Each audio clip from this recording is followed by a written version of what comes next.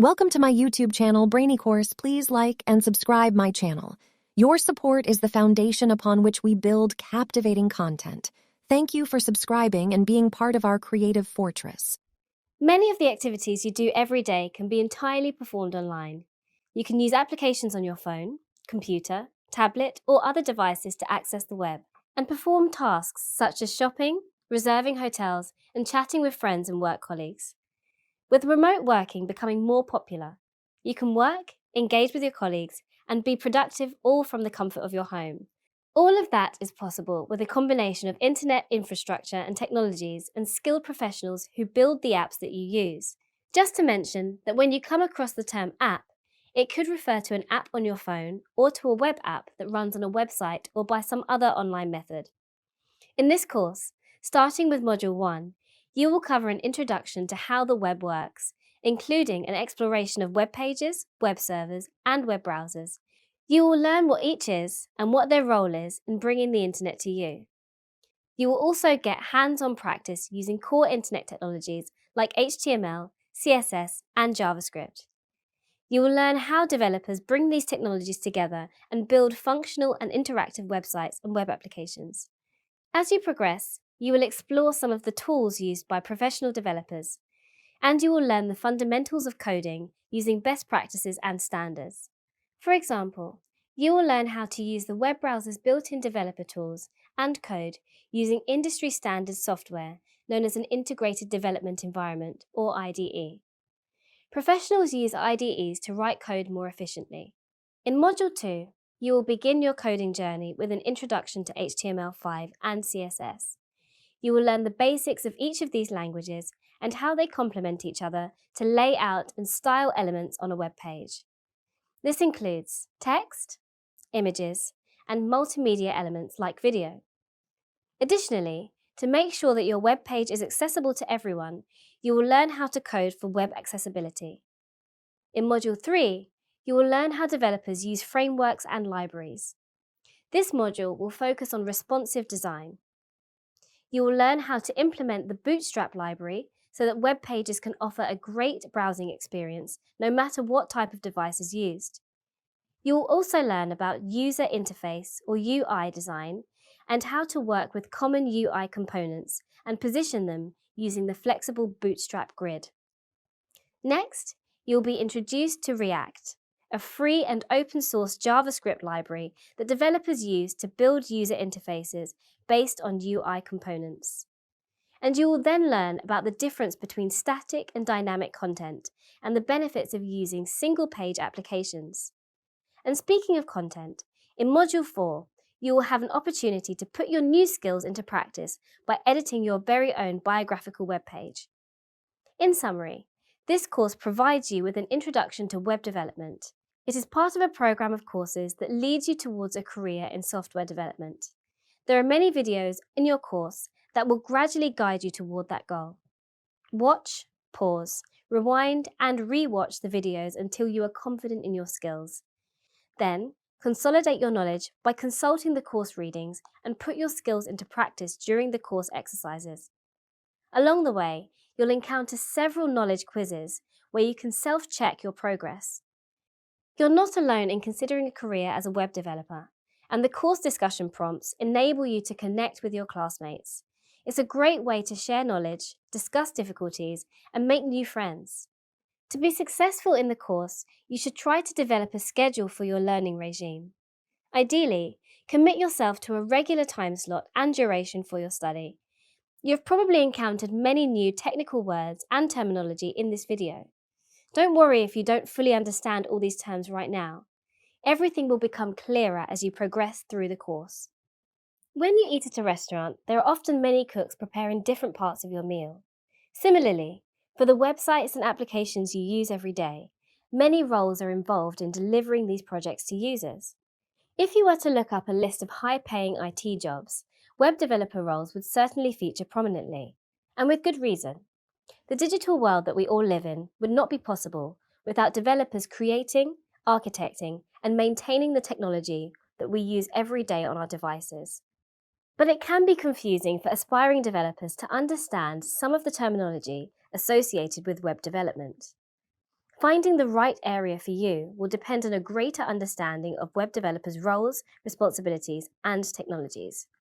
For example, suppose you are a visual person. In that case, you might want to design a stunning website that offers an excellent experience for its end users. Or, if you're more analytical, you might be interested in working with the technologies that power a high-performing e-commerce site. Likewise, if your interest is mobile devices, your passion may lie in creating the next big social media app. While job roles and titles may vary, web developer roles are usually split into front-end, back-end, and full stack. In this video, you will learn about each of these, their differences, and the skills required to gain a job in these areas. A front-end developer is someone that works on all parts of a website or web app that users will interact with. This can be anything from the style, colors, buttons, menus, or user interactions as they click, swipe, and interact with the site. The skills of a front-end developer can vary, but they will always focus on three leading technologies: HTML, CSS, and JavaScript. For example, suppose you are a front-end developer assigned the task of adding a newsletter sign-up option to the homepage of a website. In this case, you would use HTML to build the display elements, such as the input area for the user to type their email address and then the button to click to send it. You can then use CSS to position, color, and style these elements on the page. And finally, you can use JavaScript to process the activity when the user clicks the button. This could be something like checking the email address is valid and then sending that email address to the website for storage under newsletter members. While HTML and CSS skills are essential, the most critical skill is usually JavaScript. It is the powerhouse of front-end technology. This is mainly because of its versatility and the fact that it is paired with powerful libraries and frameworks such as React by Meta. These can be used to build rich user interface-driven enterprise websites and web apps that are fast, secure, and highly scalable. The salary of front-end developers are competitive and can vary based on experience. Generally, front-end developer roles will be available for junior, intermediate, and senior level professionals. As an aspiring developer, this is a great area to get started in. Entry into the job market for a junior position is possible with some fundamental demonstrations of core concepts and skills and an eye-catching sample portfolio. A back-end developer works on the parts of a website or web app that the end users don't see. These activities occur behind the scenes, particularly on the web server, in the database, or in constructing the architecture. Back-end developers are responsible for creating and maintaining functionality when users request information or when the website needs to communicate to another part of the web architecture for processing. For example, performing an account login or completing an online purchase using a credit card. A back-end developer will facilitate the interaction of the website and the content stored in a database. As a result, back-end development requires different languages, skills, and tools. While these can vary, they generally consist of knowledge relating to back-end programming language, database management systems, APIs, and web servers. Salaries are similar to front-end developers and depend on experience. Still, the salary may be higher in some instances, especially for entry and senior level positions. This is because getting started with back-end technologies requires more setup, configuration, resources, and general IT structural knowledge. This is in contrast to the front end, where you can start learning some elements using only a web browser. The road to back-end development is generally long, as you must have a proficient understanding of the needs of front-end technologies. This can include things like the inner workings of the internet, networks, and servers. It's pretty common for aspiring developers to first start with the front end and then move to the back end once they have acquired specialized knowledge. A full-stack developer is someone equally comfortable working with front-end and back-end technologies. Full-stack developers have skills and knowledge in all areas of the web development project cycle. For example, they have relevant expertise in the planning, architecture, design, development, deployment, and maintenance of the website or web app. Full-stack developer positions are generally at a more senior level. It can take some time to gain the knowledge, professional experience, and skills to become a full-stack developer. As a result, roles in this area are in high demand and are some of the best paid jobs in the IT industry. I think where front-end development's different is you have to work with designers. You've got to work with product managers. It's fundamentally very collaborative. It's got like the right brain, algorithmic thinking and how to make things performant and work. And then it's got the left brain, like how do you make things usable and enjoyable to use? Well, I sort of found my way into front-end engineering, and now it's like I couldn't imagine leaving it.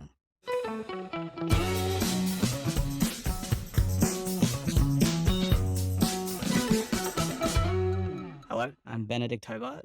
People call me Benny. I'm a software engineer at Meta. I think a lot of people that get into front-end engineering, they don't really think about, they think about front-end engineering as an engineering problem. You're building stuff, you're solving a problem. When what you're doing is building products for people and you're helping people solve their own problems. So there's a lot of collaboration that comes with that, working with designers, working with PMs. You're not some programmer slouched over a desk, typing away all day. It's a highly collaborative environment you're stepping into. I started when I was fairly young with building a fan website for a game called EverQuest.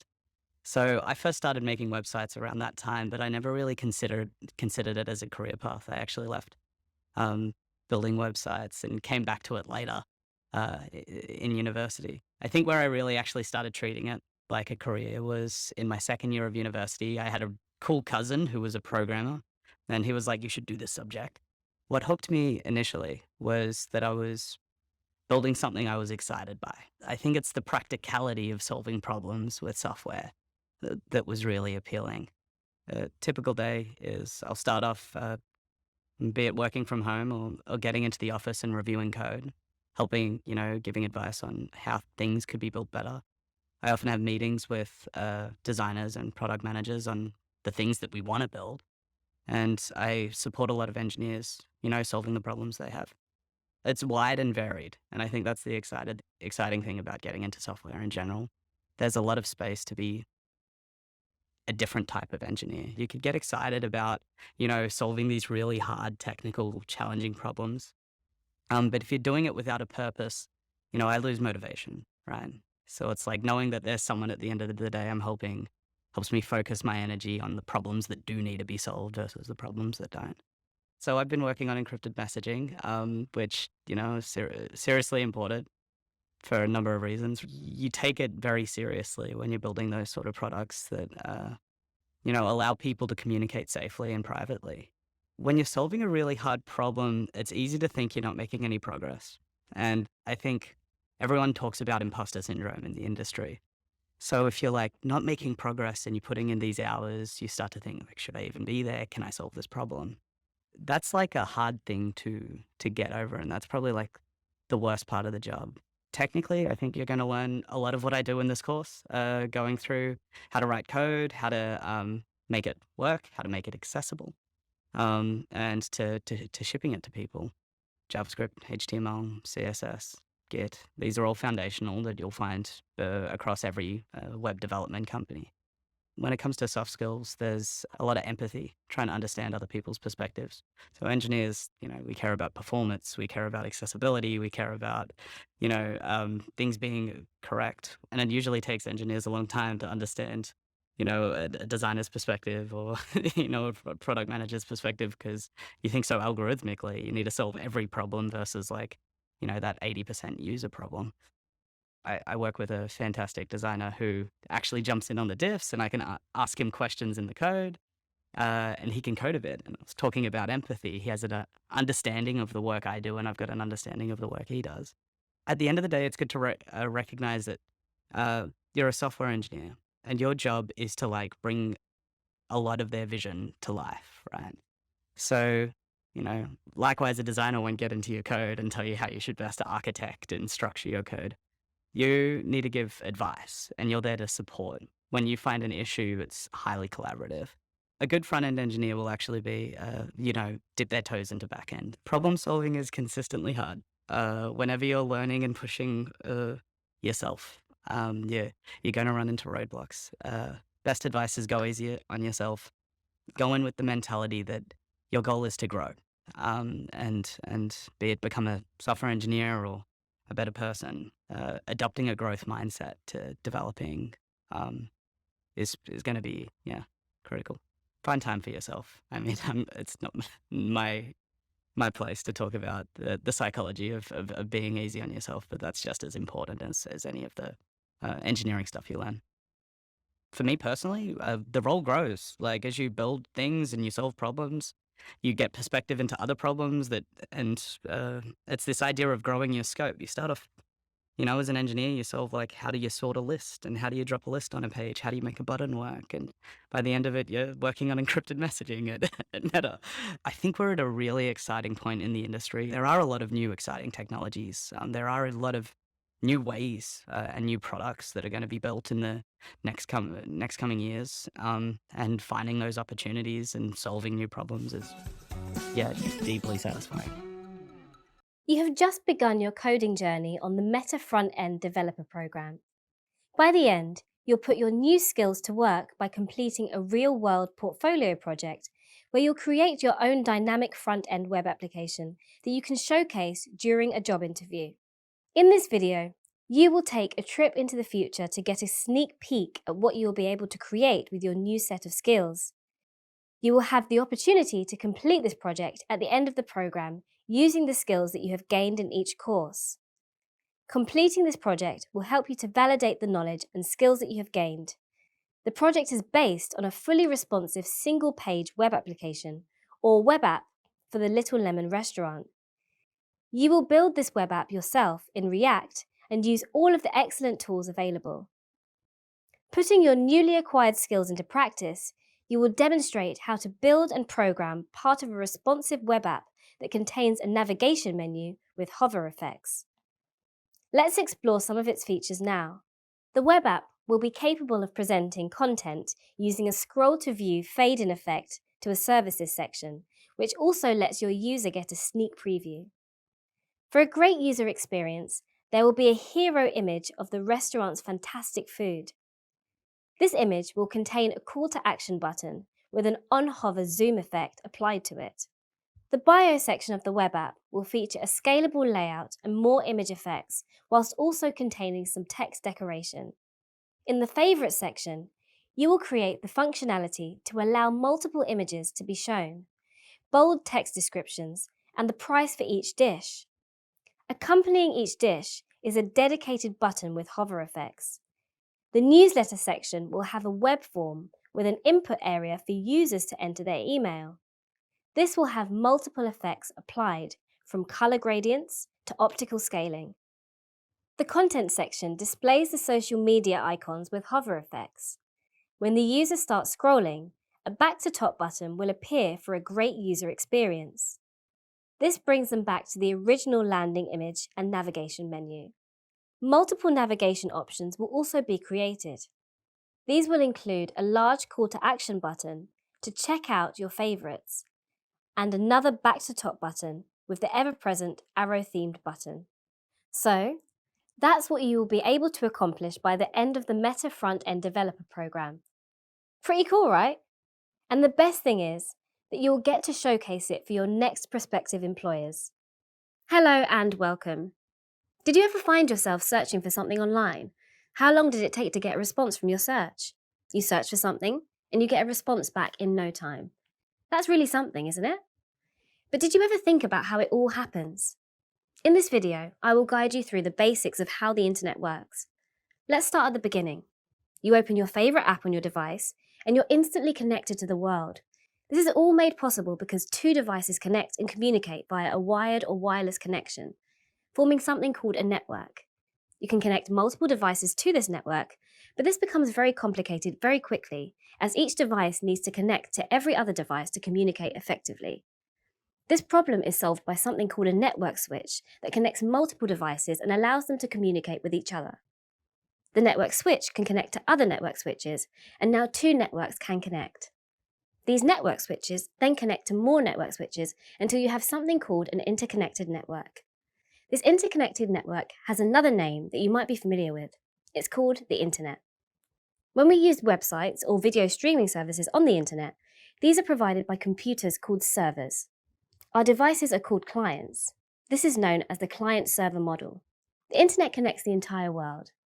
Have you ever had a video call with someone on another continent? That video data travelled through large undersea cables connecting the world's networks, and these cables can transfer huge volumes of data per second. There are a lot more technical details that go into making the internet possible, but this is the main idea. Hopefully, this gave you the big picture of how the internet works.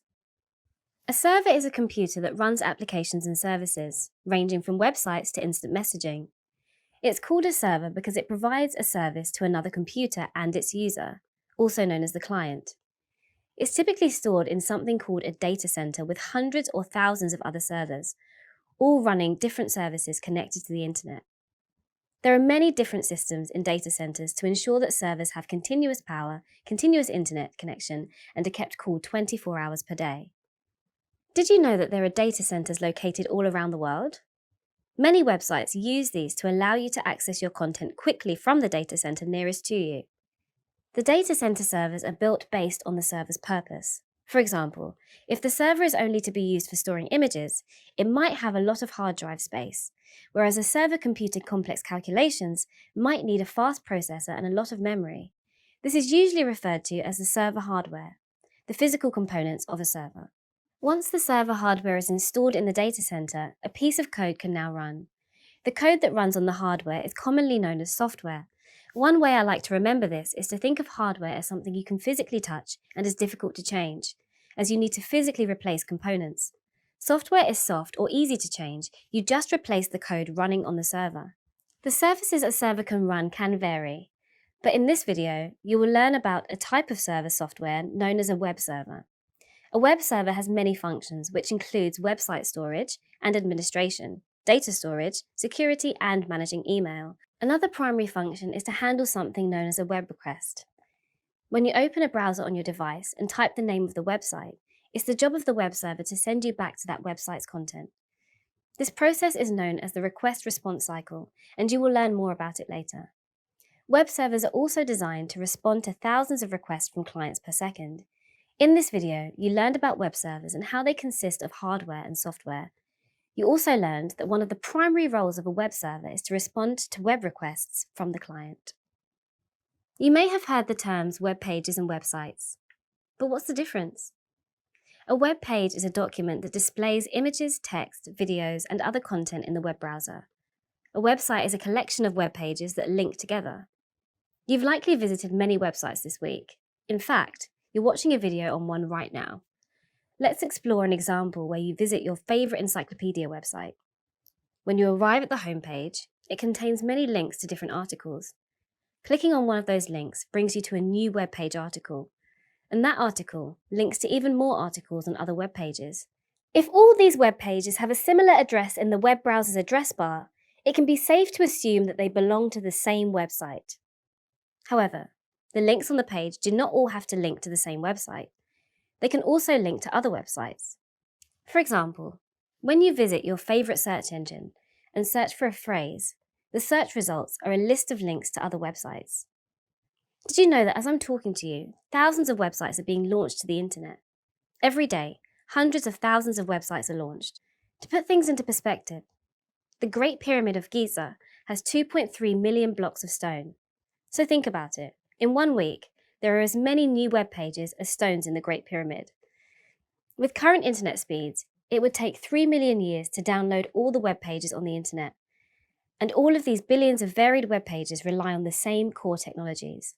Most people interact with websites in some form daily, but few know how a web page actually works. I mean, what's it made up of? And just how does that web page get from the web server to what you see on your screen or device? Well, let's explore that now.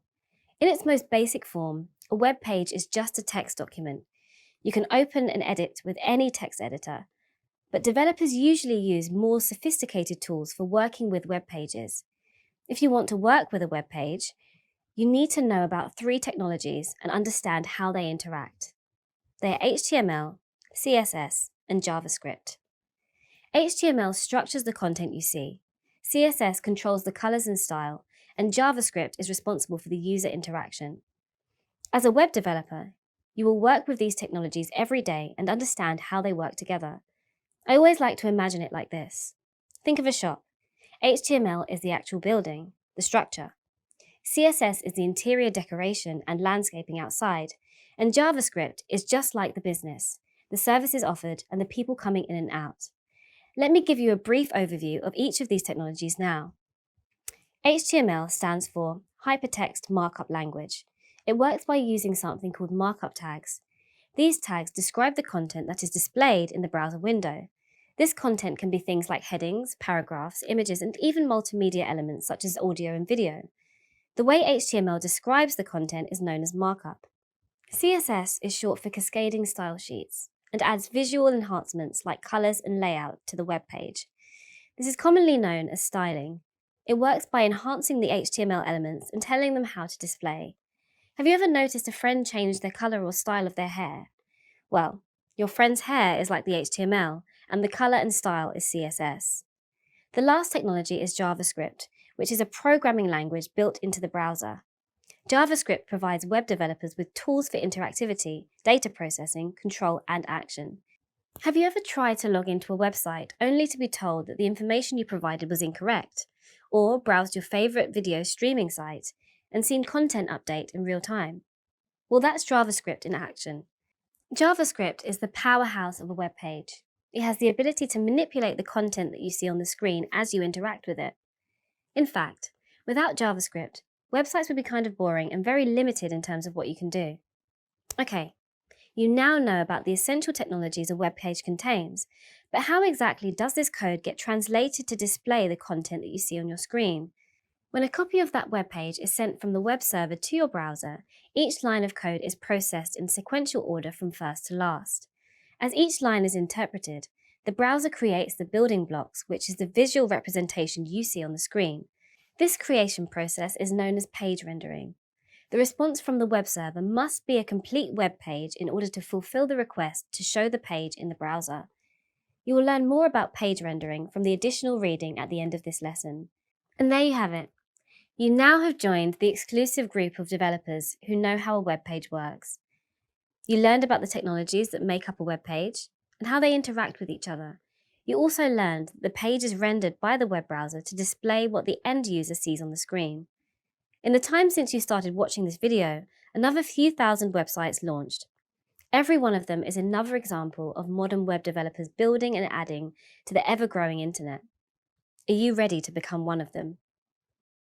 You use a web browser every day on your devices, and you probably have one open right now watching this video. But do you really know how they work? In this video, you will learn what a web browser is and how it receives and displays content. Let's get started. A web browser, or browser for short, is a software application that you use to browse the World Wide Web. It works by sending a request to a web server and then receives a response containing the content that is to be displayed on the screen of your device. Once the browser is open on your device, there is the address bar where you input the address of the website that you want to visit. The address is commonly known as the Uniform Resource Locator, or URL for short.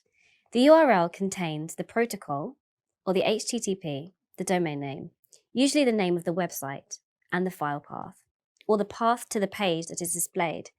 When you make a request using this URL, the browser and server communicate using a protocol known as the Hypertext Transfer Protocol, or HTTP. Once the web browser receives the content, it displays it on the screen of your device. This exchange of information is made possible by something known as the request-response cycle.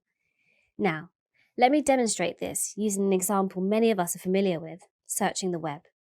First, you open a web browser, which is a software application. Next, you type the name of your favorite search engine. The name you type contains something called a domain name. Then, when you press enter, the web browser sends a request across a network and connects to another computer on the internet called a web server. The web server is a special type of computer that allows other computers to make requests for data. The web server responds by sending a web page back to the browser. Once the browser receives all the response information, the search engine web page is made visible. The web page is a coded document that is rendered by the browser and then presented visually to you, the end user. Now that the search engine web page is loaded in the browser, you interact with that page to search for what you want to find. For example, type restaurants near me in the search bar and press the search button. Once again, the browser prepares and sends a request to the same search engine web server. This time, the request contains the added instructions to search for the phrase restaurants near me. The search engine web server processes the request by taking the keyword and using it to find the requested data. This data is stored in something called a database, which is connected to the web server. The web server then picks up that data and sends it back to the browser. When the web browser receives the full response from the web server, it again renders a visible web page with links to some restaurants, a map showing nearby locations, and more related information such as reviews, lists, and even reservations. Success, and all made possible by computers having a conversation. You have now gained an insight into how the request-response cycle works.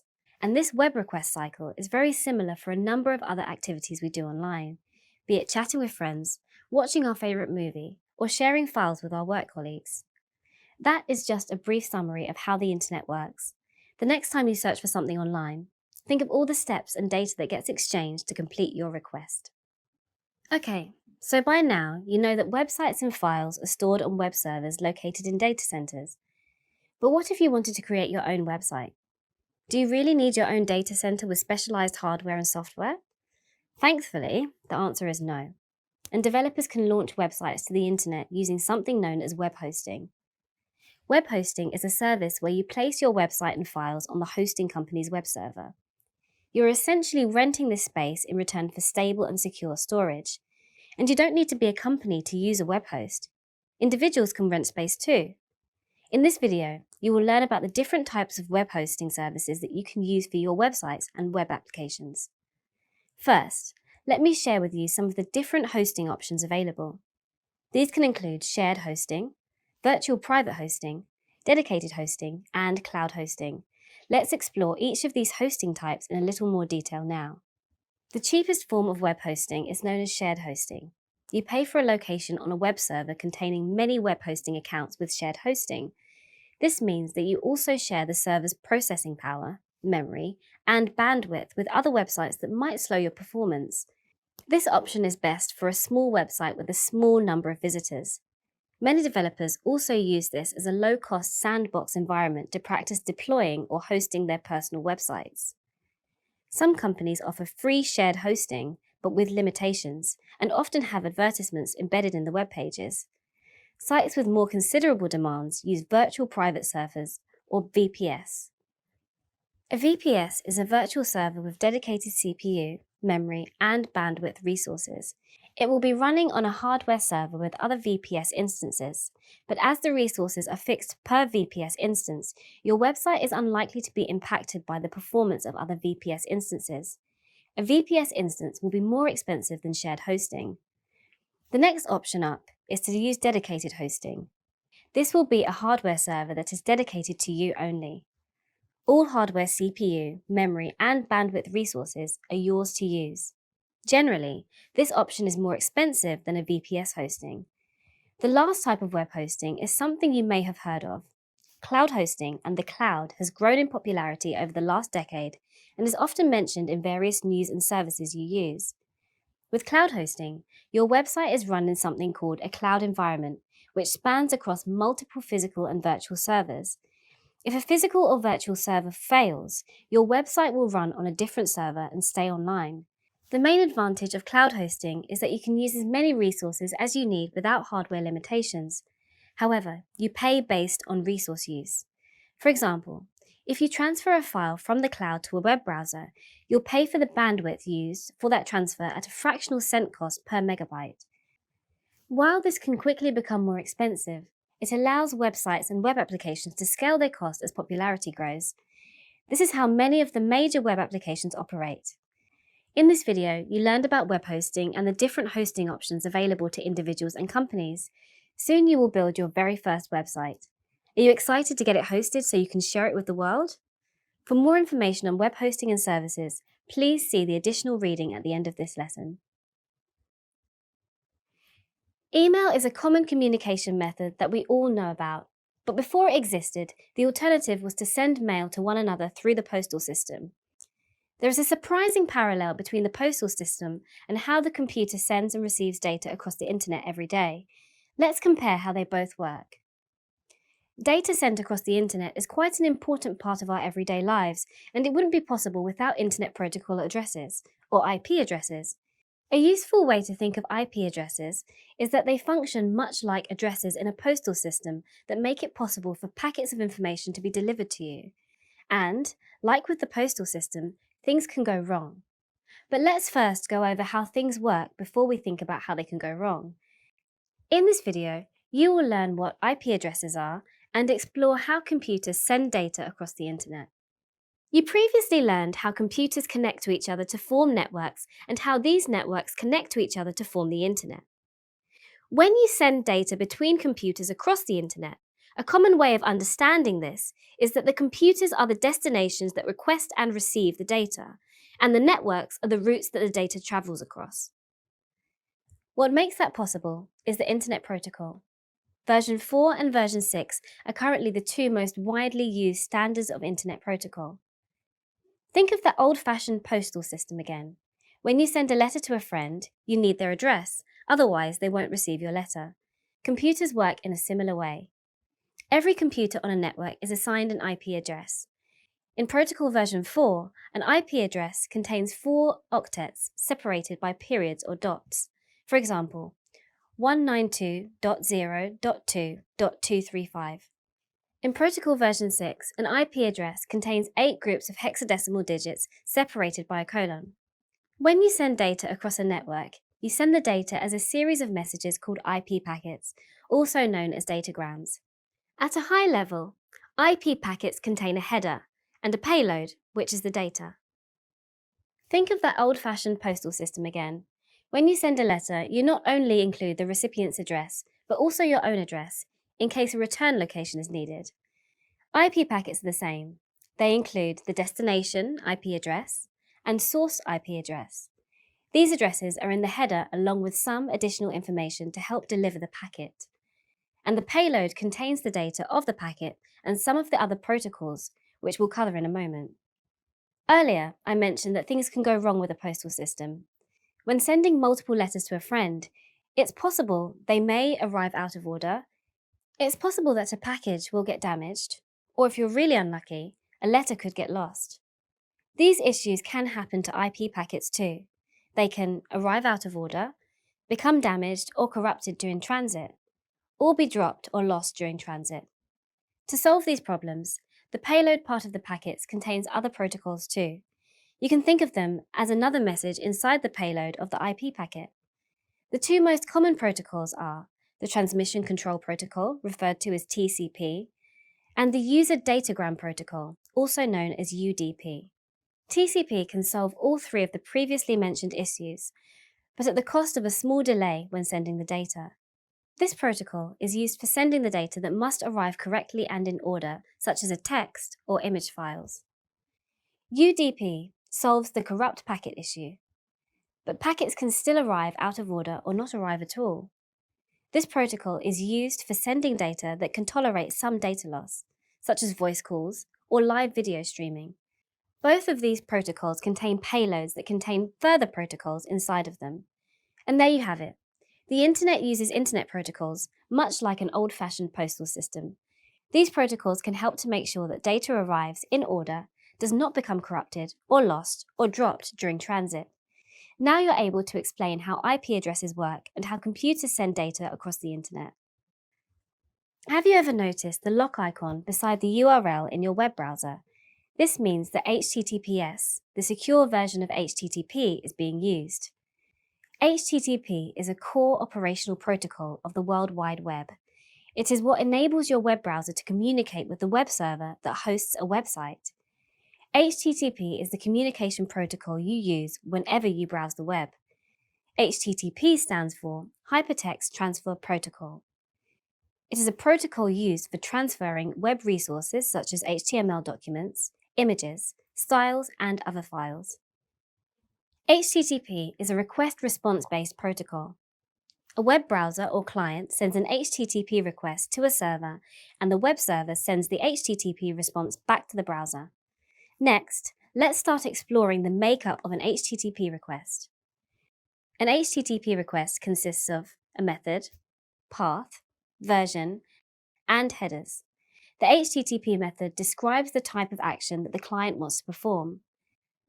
The primary or the most commonly used HTTP methods are get, post, put, and delete. The get method is used to retrieve information from the given server. The post request is used to send data to the server.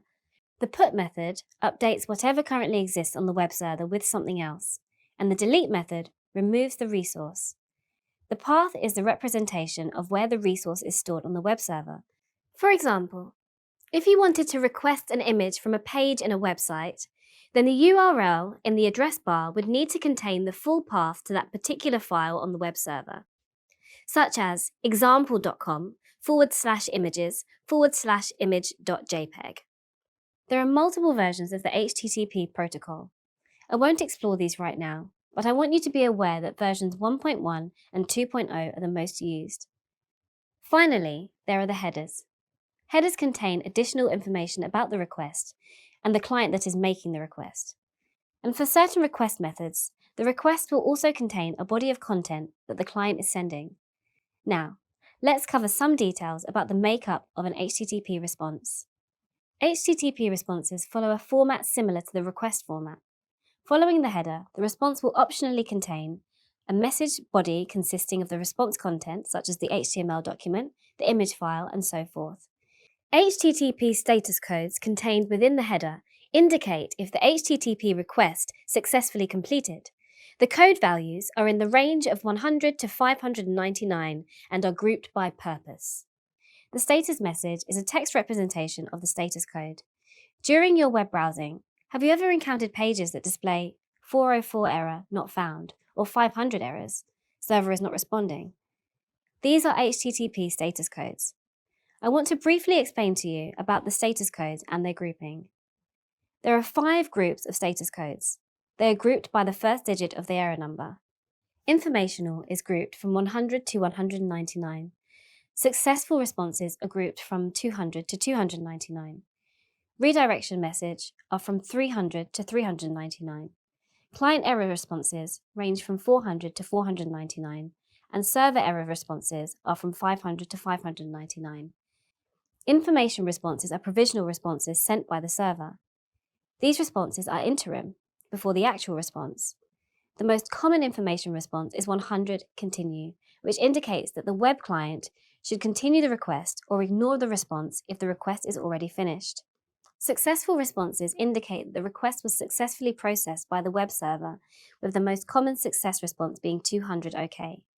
You're receiving these responses every day when you receive content successfully from a website. The meaning of OK depends on the HTTP method. If the method is GET, it means that the resource was found and is included in the body of the HTTP response. If it's POST, it means that the resource was successfully transmitted to the web server. And if it's PUT, the resource was successfully transmitted to the web server. Finally, if the method is DELETE, it means the resource was deleted. Redirection responses indicate to the web client that the requested resource has been moved to a different path. The most common response codes used are 301 moved permanently and 302 found. The difference between the redirection messages 301 and 302 is that 302 indicates a temporary redirection. The resource has been temporarily moved. When web browsers receive these responses, they will automatically submit the request for the resource at the new path. Client error responses indicate that the request contained bad syntax or content and cannot be processed by the web server. The most common codes used are 400 is used when the web browser or client submitted bad data to the web server. 401 is used to indicate that the user must log into an account before the request can be processed. 403 is used to indicate that the request was valid, but that the web server is refusing to process it. This is often used to indicate that a user does not have sufficient permissions to execute an action in a web application. 404 is used to indicate that the request resource was not found on the web server. Server error responses indicate that a failure occurred on the web server while trying to process the request. The most common code used is 500 internal server error, which is a generic error status indicating that the server failed to process the request. Now, have you ever bought something online and needed to enter your credit card information. You wouldn't want someone else to get this information from the HTTP request, right? This is where HTTPS is involved. HTTPS is the secure version of HTTP. It is used for secure communication between two computers so that nobody else can see the information being sent and received. It does this by using something called encryption. We won't cover encryption right now. Like in HTTP, the requests and responses still behave in the same way and have the same content.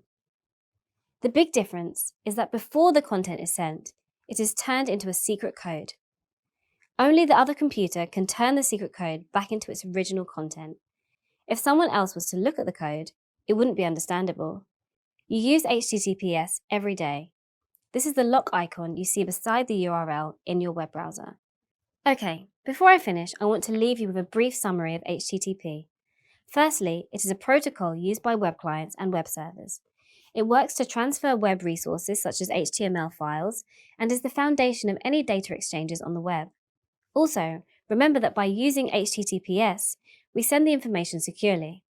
Requests are sent by the client, usually a web browser, and the server replies with responses, which may be the return of an image or an HTML page.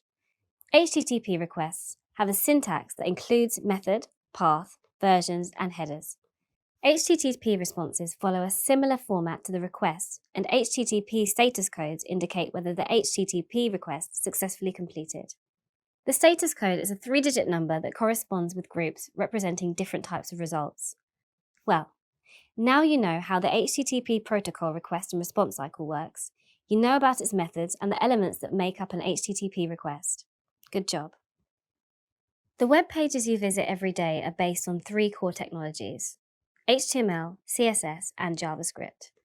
Together, they enable you to create web pages and applications so you can offer any content you have seen online.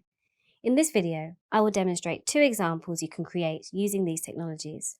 This is to help you understand how they interact with one another. Don't worry, you won't need to deal with the details of the 3 languages just yet. In the first example, I'm building a web page that displays a digital clock. It shows the hour, minutes, and seconds.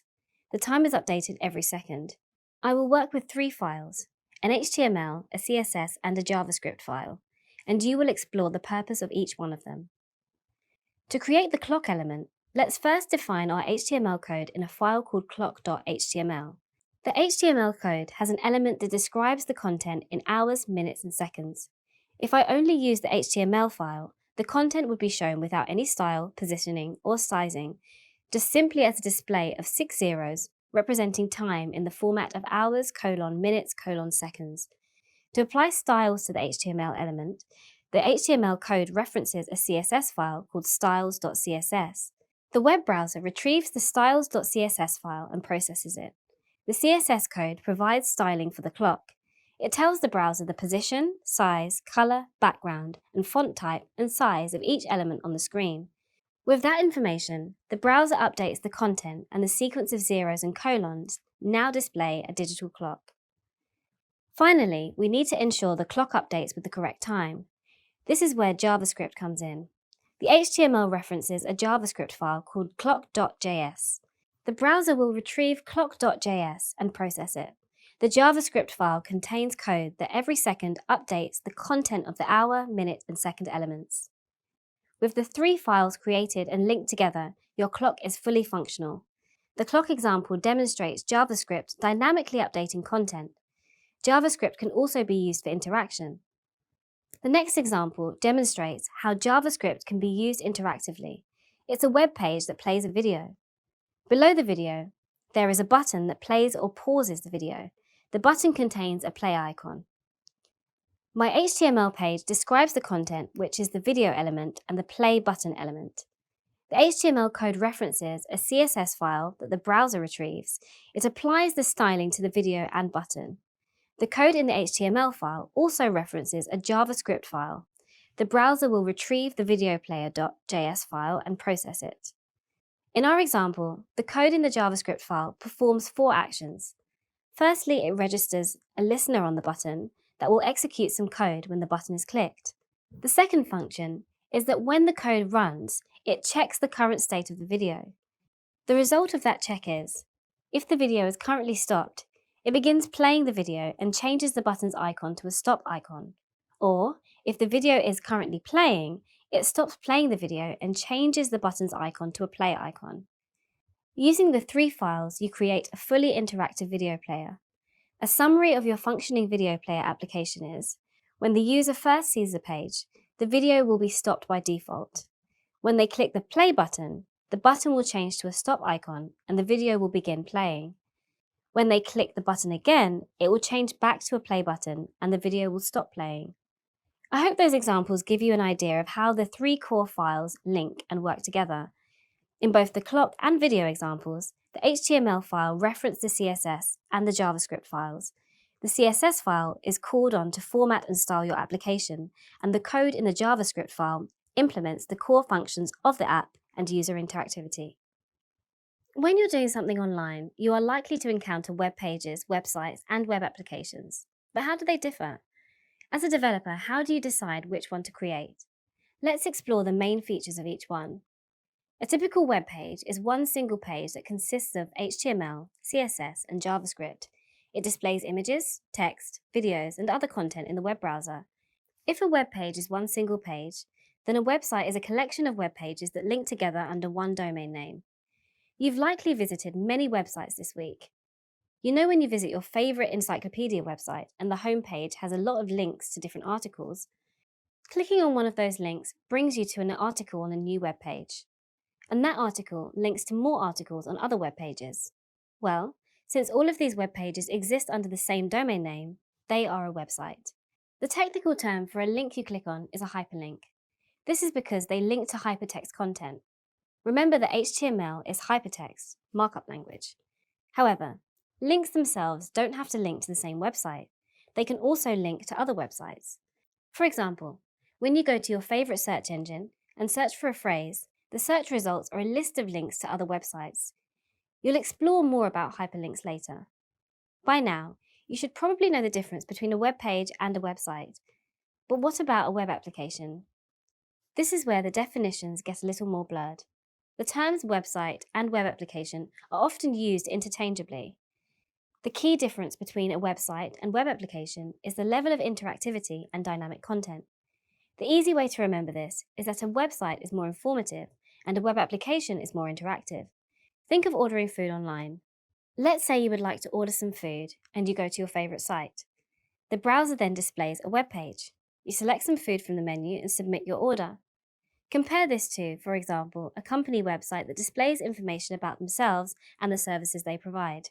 In the food ordering example, the content displayed is specific to your user account and location. The web application displays content based on the user's input and interaction. Whereas with the company website, the user simply views the content, and this content is the same for everyone who visits the website. You should now be able to distinguish between web pages, websites, and web applications. You know that web pages at a particular domain make up a website, and that the key difference between websites and web applications is the level of interactivity and dynamic content. If a car breaks down, you can open the hood to examine the engine and to find out what's gone wrong. As a developer, if your front end isn't working as expected, you can also open the hood to check what's going wrong. In fact, it's not just your own code that you can investigate. How about viewing other people's code? By the end of this video, you'll be able to access and make use of common web browser developer tools. Most web browsers come equipped with a set of developer tools that allow developers to inspect their HTML, CSS, and JavaScript code. Also, to trace HTTP requests to the web server, investigate performance issues, and review web page security. Let's find out more by exploring the homepage of the Little Lemon Cafe. To begin, I've just opened the Little Lemon Cafe's web page on my Chrome browser. On the homepage, I can view their menu, but I want to explore the HTML structure of this menu. To do that, I need to open the developer tools. To open the developer tools in Chrome, press the F12 key on your keyboard for PC or Command-Option-J on Mac. Alternatively, you can right-click on the web page and select Inspect. There are various tabs on the top row of developer tools that provide different functionality. In this video, I'll give you a high-level explanation of some of the most used tools. First, let's open the Console tab. This tab outputs JavaScript logs and errors from your web application. The Sources tab shows all content resolved for the current page. It includes HTML, CSS, JavaScript images, and videos. With the Network tab, you can inspect the timeline and details of HTTP requests and responses for the web page. The Performance tab shows what the web browser is doing over time. It is useful if your web application is running slow because you can pinpoint the functions that are taking the most time. The Memory tab displays the parts of your code that are consuming the most resources. Finally, let's check the Most Used tab, the Elements tab. You can use this tab to inspect the document's HTML elements and their properties. For example, when I hover over an element in the Elements tab, it highlights that element in the browser pane. On the right side of the panel, there are tabs for inspecting the details of the elements further. This panel shows us what CSS is applied to an element and the result of the element displayed in the browser. You will explore these details in a later lesson. For now, you just need to know that if you click on an HTML element, then the information for that element will appear in the tab. Now, I'm going to demonstrate a fun trick. If you double-click the HTML, you can edit it in the web browser. For example, if I select the R menu body element, then I can change the first item in the menu from chicken burger to turkey burger. This doesn't change the content on the web server. It only updates it for me while the web page is open. If I open the web page again, it will reset. The web browser developer tools are a valuable part of your development toolkit to help you investigate and diagnose problems. And you now know how to access and make use of them. Great work. You are developing solutions, but you need to save some time and build faster. What if some of your build problems have already been solved for you? Well, it's true. Someone has already figured out many key development processes, and they are contained in frameworks and libraries that are used every day in software development. So, what exactly are frameworks and libraries? Let's say you are not a developer, but instead you work as a carpenter. You make chairs and sell them online. As a carpenter, you don't design a new hammer for every chair you make. It makes much more sense to use an existing hammer. But of course you are a developer. As such, it's important for you to know that to speed up development, developers use already developed frameworks and libraries in their application development. These might be open source, meaning that the source code is freely available for anyone to modify and build from. There are thousands of open source libraries and frameworks available, or they might be proprietary, ones that are licensed or developed internally. Many developers use the terms framework and library interchangeably. So, what's the difference between them? Libraries are reusable pieces of code that can be used by your application. They are purpose-built to provide a specific functionality. To give a more technical example, you're building a small e-commerce website. When a user wants to register, they need to provide their email address. Email addresses, while easy to read, can be complicated to validate. In fact, email addresses are defined across several technical specifications. That's a lot of reading just to validate an email. Even if you do read through all the specifications, there's no point in spending hours or even days implementing their standards because you have access to so many readily available libraries to validate email addresses. It is for specific functionality, like validating an email address, that libraries are useful. A developer simply uses the library to access the functionality they require, and as a result, they can have more time to continue focusing on the development of their application. Frameworks, on the other hand, provide a structure for developers to build with. Consider this in the context of our carpenter analogy. As a carpenter, you create a lot of different chairs. Therefore, there would be a blueprint for each chair to speed up building them. You can decide the type of wood to use, but the dimensions and style of the chair are always the same. Frameworks act as a structure where the developer provides their own code that the framework interacts with. For example, there are many frameworks for developing web applications. These frameworks handle functionality that is common to all web applications, such as receiving HTTP requests and sending HTTP responses. The developer then adds their own code that implements the functionality of the web application. For instance, with the e-commerce website example, a framework would handle receiving HTTP requests. The developer would implement code that processes the request and returns a response from which the framework would send a response over HTTP. Now, let's compare how the frameworks relate to libraries. Most frameworks use many libraries. The libraries that the framework uses can be used by your application. If you wish, your application can also use other libraries. You also need to consider when to use a framework and when to use a library. Frameworks are considered opinionated, and libraries are considered unopinionated. This is defined as the degree of freedom available to the developer to choose how to code a feature. The opinionatedness will vary between frameworks, but by definition, they will always be more opinionated than a library. Frameworks define the libraries, flow, and control of an application. Whereas with libraries, those are left to the developer to decide. As with everything, there are advantages and disadvantages to both. Frameworks are a great way to reduce development time and to enforce a structure on how code is written. They have many best practices already in place and contain most of what is needed to develop an application. However, sometimes you may find that the way you need to code something doesn't fit into the structure of the framework. Other times, you may find that some of the libraries the framework uses may conflict with a library that you are required to use and cause compatibility issues. If an application is built without a framework, the developer will need to decide on the set of libraries they wish to use to achieve the functionality they must deliver. They will also need to take care that the selected libraries can work together. The upside to this is that they can replace libraries as needed. For example, if a new, better library is released, the developer can replace the usage of the old library. This is much easier than replacing a framework. Frameworks and libraries give you the opportunity to reuse existing web app functions. This can result in faster development, fewer errors, and more time for you to spend on the essential features of your application. Instead of reinventing the wheel, you can use frameworks and libraries that are designed specifically to help your web app development processes. Every day, you access information on your phone, like reading the news, purchasing goods and services, or communicating with friends over social media. But how is all this information transferred behind the scenes? Your favorite websites and apps probably use APIs, and as a web developer, you will discover that APIs are developer-friendly, easily accessible, and a very valuable and useful development tool.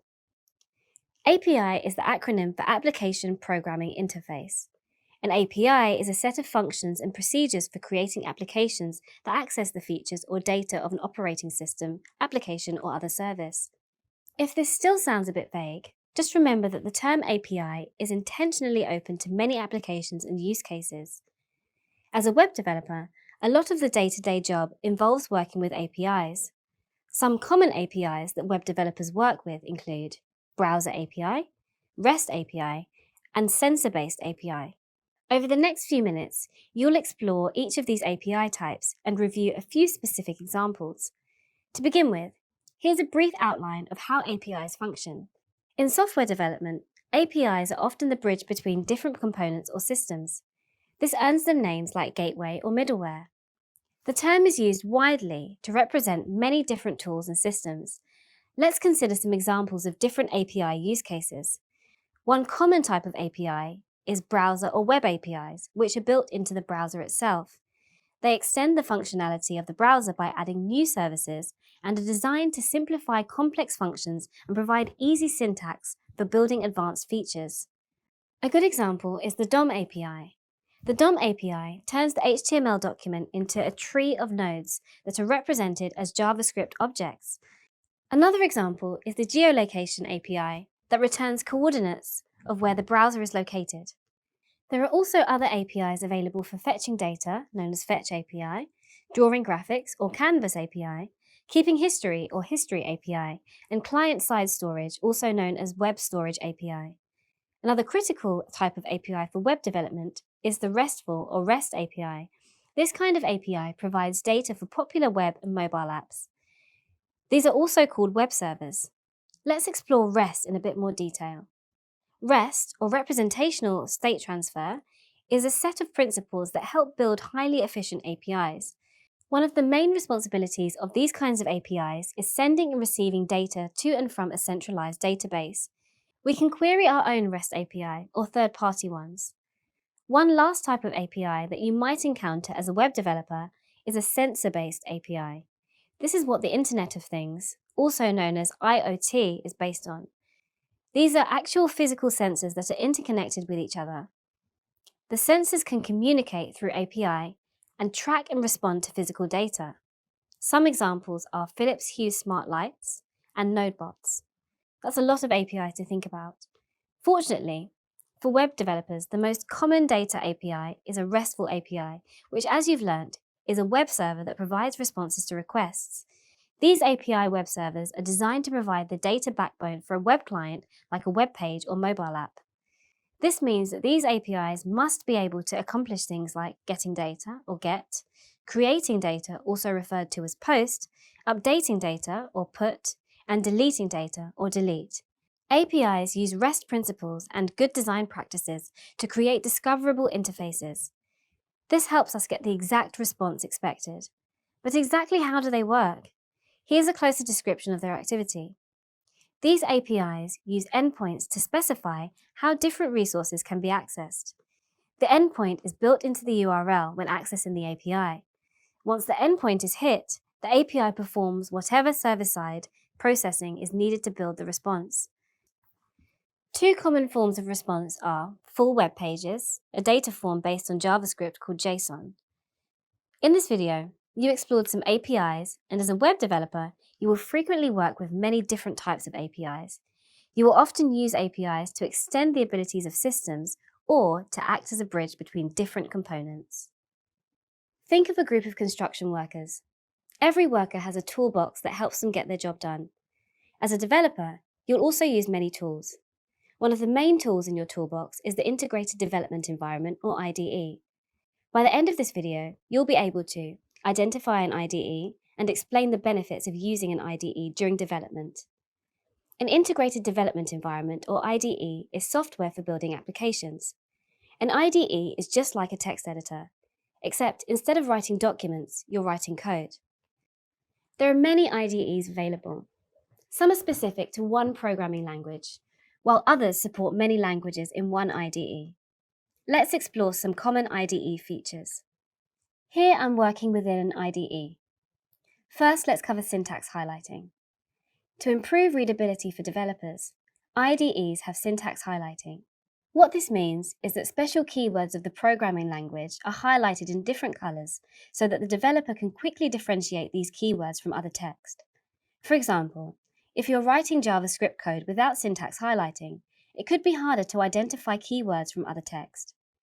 With syntax highlighting, that gets much easier because the JavaScript keywords and variables are colored differently. Now, let's explore error highlighting. Just like checking spelling in a text document, IDEs can highlight mistakes you make in your programming code. For example, if I delete the equal symbol where it's needed, my IDE will highlight the error. Another feature of IDEs is autocomplete. When you're typing a message on your phone, it suggests words as you type. An IDE's autocomplete is a similar feature. Since programming languages have special keywords, IDEs can offer suggestions to autocomplete words as you start typing them. Additionally, another feature called IntelliSense can make IDEs very smart and even able to understand your code.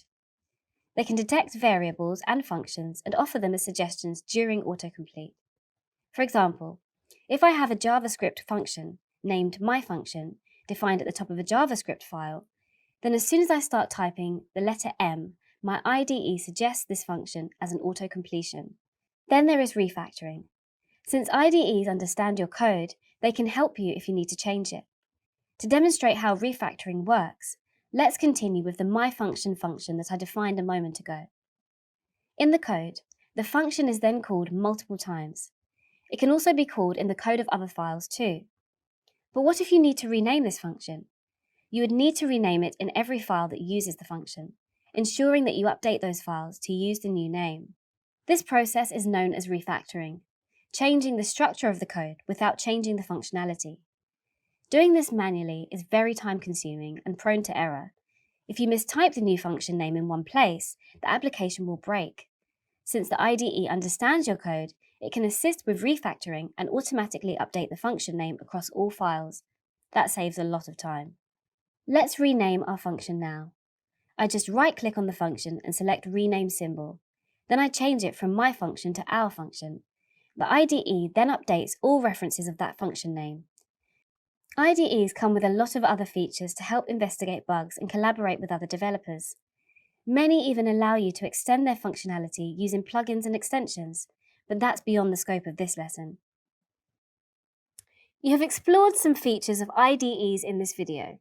You now know how IDEs operate as part of a developer's toolbox to write code more effectively. Well done. You've reached the end of this module on web development. Over the course of this module, you've explored the basics of how the web works and familiarized yourself with key concepts in core internet technologies. Let's recap the key skills that you gained along the way. You started the module with an overview of how the web works and explored the basics of web pages, web servers, and web browsers. In terms of web pages, you should now be able to differentiate between a website and a web page by outlining the key elements of each, outline the purpose of HTML and CSS, and provide an explanation of how they work, and identify the benefits that JavaScript provides to a web page, like interactivity and data processing. You've also explored the basics of web servers and should be able to explain how a data center provides storage and power for web servers, differentiate between the key functions of web server hardware and software, and outline how a web server handles requests through HTTP or Hypertext Transfer Protocol. And you explored the third key technology of the web, which is web browsers. Following this exploration, you should now be able to explain what a web browser is, describe how a web browser receives content from a web server and displays it for users, and outline the request-response cycle. After your study of how the web works, you investigated core internet technologies. You should now be able to explain the concept of IP addresses and how they facilitate the transfer of data across the internet, demonstrate an understanding of how HTTP functions and identify common HTTP methods, and outline how HTML, CSS, and JavaScript interact with one another to generate web pages. Differentiate between a web page, website, and web app. Identify the front end and back end of a web app, and list common web browser developer tools. And finally, you should be able to demonstrate an understanding of libraries and frameworks, along with their advantages and disadvantages. Identify an application programming interface, or API, and explain how it's utilized in application development, and explain the purpose and benefits of an IDE, or integrated development environment. Now that you have completed this module, you should be able to demonstrate your knowledge of the basic concepts of how the web works, and you've also demonstrated your understanding of core internet technologies. You've made a great start on your learning journey. Excellent work. Thanks you for watching my video, please. Like and subscribe my channel. Thank you for spending your valuable time with us. Your views and support mean the world to us. We couldn't do it without you. Thank you for being a loyal viewer. When a team of builders begin constructing a building, one of their key tasks is to assemble the frame. It doesn't matter what kind of building it is. It always starts with a frame of beams and rafters. Once in place, the frame guides the rest of the construction. If you compare a building with a web page, an HTML document is a lot like the frame. It's a basic structure assembled with different components such as tags and elements. In this video, you will learn about HTML documents and the difference between HTML tags and elements. To begin, let me tell you a short story about where it all started. Sir Tim Berners-Lee, a physicist, often thought about how he and his colleagues from around the world would share information. You are so used to browsing information online that it might seem a silly thing to ponder about. Actually, that question was very relevant at the time and started the development of HTML. Would you like to explore the very first web page? I know just where to find it. The first web page was created in 1989 by Sir Tim Berners-Lee. He worked at the European Organisation for Nuclear Research, or CERN, and originally proposed HTML. The first version of HTML was released in 1991, along with the first web browser and web server. HTML stands for Hypertext Markup Language. But what does that mean exactly? Hypertext is text which contains links to other text. Markup refers to tags and elements used within a document. For now, let's just focus on some of the basics of HTML. HTML is simply a text file with a specific structure that consists of elements and tags. Also take note that HTML files usually have a .html suffix. For instance, when you visit a website, the first page that is returned to the browser is often called index.html. Now, let's explore what HTML tags and elements are. Each HTML element consists of an opening tag enclosed in angle brackets. For example, to create a paragraph, you type a left angle bracket, the letter P for paragraph, and then a right angle bracket. Most elements are paired with a closing tag, which has a / after the left angle bracket. For example, you close a paragraph element with a left angle bracket, a /, the letter P, and a right angle bracket. HTML elements usually have some content inside them. For example, between the opening and closing tags of a paragraph, you add the text of the paragraph you want to write. HTML elements can also contain other elements. For example, you can add an italics element inside a paragraph element to make text appear in italics. But elements can also be empty or self-closing, meaning they do not have a closing HTML tag. One example of a self-closing element is the line break tag. You can add a line break tag in a paragraph tag to move content to the following line by typing left angle bracket, the letters BR, then right angle bracket. At the end of a self-closing tag, you simply add a right angle bracket, but you can also close the right angle bracket by typing a / right before it. Now that you know what elements and tags are, you will explore what HTML standards are. The rules and structure for elements and tags are known as the HTML specification. The HTML specification is maintained by the World Wide Web Consortium, or W3C as it is commonly known. Whenever the HTML specification changes, a new version of HTML is standardized. The current version is HTML5. So to summarize, HTML elements with their opening and closing tags in angle brackets build up an HTML document. These elements form the structure of a web page and describe to the web browser what to display.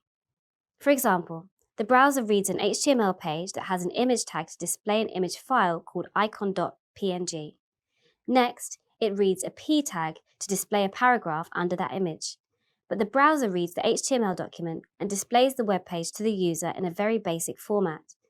Now, if you want to tell the browser how to display the web page, you should use CSS. You will learn more about CSS in this course. By now, you have learned how HTML tags are used to create elements that build the structure of a web page. You will have an opportunity to explore HTML in action in this course. In this video, I will guide you through the blueprint of an HTML document. I will create a very simple web page for a restaurant called Little Lemon. The great thing about HTML documents is that you don't need the web to view them. Yes, they don't have to be hosted on a web server for you to view them in your web browser. You can save HTML files on your computer and view them locally with your web browser, almost like eating takeaways at home. So by the end of this video, you'll be able to identify the structure of an HTML document and create a basic web page. To create an HTML file in Visual Studio Code, I right-click in the Explorer panel and select New File, name it index.html. By now, you know that HTML documents are made up of elements and tags. But before I can add elements or tags, I first need to create the standard HTML structure, which starts with the doc type declaration tag. This notifies the web browser that it is an HTML document. Next, I create the HTML tag, which is also known as the HTML root element. And inside the HTML tag, I add the two main elements, the head and the body elements. It's important to know that nothing inside the head element is displayed as a web page in the web browser. In the head section, you add information or metadata about the HTML document. It is not part of the content of the web page. For example, inside the head tag, you always create the title element. This is the title that is displayed in the web browser tab. I can also link to CSS files and define meta tags in the head section. Meta tags can, for instance, specify the description of the web page, keywords for search engines, and the author of the web page. Next up, I add the content of the web page inside the body tag. The body can contain elements such as headings, paragraphs, images, and videos. Okay, let me start by adding a main heading on the web page by using the H1 tag. Inside the H1 tag, I type the heading Our Menu. That's good. Now I need to start creating my menu. I want to add 2 items, so I add 2 subheadings. For this, I use the H2 tag. The menu items in the subheading are falafel and pasta salad. But first, I need to save the file by pressing the keys Ctrl and S, or if you're on a Mac, Command and S. Now I right-click on the index HTML file in the Explorer panel and select Reveal in File Explorer. If you're not using the Windows operating system, this may be called Reveal in Finder or Reveal in File Browser. Now the file browser opens and lists the file. I double-click on the index.html file and it opens in the web browser. Great, it's all here. The title that displays in the Browser tab matches the title that I added to the head section. And the content is displayed in the browser window, but it's still a bit empty. I go back to Visual Studio Code and add a short description for each dish. I do this by adding the paragraph tag below each subheading H2. Let's imagine a nice falafel. I type chickpea, herbs and spices. What goes in a pasta salad again? Lettuce, vegetables and mozzarella. Yummy. I save the file to update the changes and open it in my web browser again. There you go. Now the ingredients are also included in the menu. Some of the best websites are websites about food. Whenever you need some inspiration, search for food website ideas online. You'll be fascinated. Now that you know some basic HTML tags, try to identify where they were used in those websites. There are many HTML tags that you can use in your web pages, but you are now familiar with a few elementary ones, and I encourage you to start practicing with them. Best of luck. By now, you should know how to build a basic web page, but how do you build a website? Remember, websites consist of multiple web pages linked together. To link pages together, you use the anchor tag. Anchor tags create hyperlinks or links as they are commonly known. In this video, you will learn how to link different web pages together to create your own website. In my project folder, I now create a second web page for Little Lemon that will contain the address of the restaurant. I right-click in the Explorer panel to create a new file and name it location.html.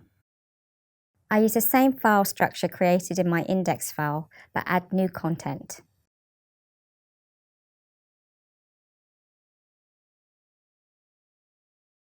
I add a new H1 tag for the heading and type our location. Next, I add a paragraph tag and insert the address, 123 Home Road, Main District, Capital City. I press Ctrl and S to save the file or Command and S on a Mac. Now that my new file with the restaurant location is created, let's navigate back to the index.html file to add a link from there to the location.html file. Below the last paragraph tag, I add the anchor or A tag, followed by the href attribute or hypertext reference. I type the file name, location.html, so that my index.html file will link to it. Within an A tag, I can also add a descriptive text that is displayed as the link name on my webpage.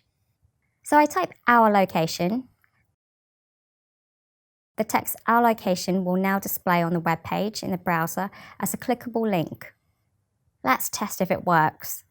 I save the file to update it with the changes and open it in my browser by right-clicking on the index.html and selecting Reveal in File Explorer. If you're not on Windows, this may be called Reveal in Finder or Reveal in File Browser. Then I double-click on the index file. The words our location are displayed in blue in the web browser. Success! If I click on the blue link, the browser opens the location.html file. You can now link different HTML files together to create your website. Best of luck! A picture is worth 1,000 words, as they say. And I think you agree that a website without pictures wouldn't provide a very good user experience, especially websites about food. My example website about Little Lemon could certainly use a few images. In this video, you will learn how to add images to HTML documents using the image or img tag as it's commonly known. I have two image files in my project folder, one named falafel.jpg and another named salad.jpg. Similar to what I did with document links, I have to specify the link to the image file in the image tag. Images are not inserted into web pages. Instead, we use image tags in HTML to link to image files. The image tag then creates a placeholder for the image on the web page. To add the image tag, I type img, and inside it, I add the src attribute or source attribute as it is known. I type falafel.jpg as a source for one image,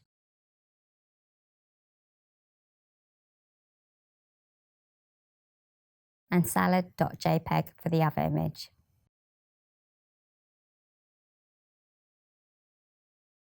Let's save the file and open it in the web browser.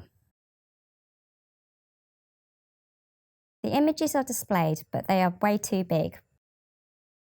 Luckily, there are several ways to set the size of an image. But in this video, I will just demonstrate how to do this in HTML. Right after the source link in the image tag, you can specify the dimensions of an image. I first add the width attribute and set it to 240 pixels. Then I add the height attribute and set it to 135 pixels. I'll set the other image to the same dimensions.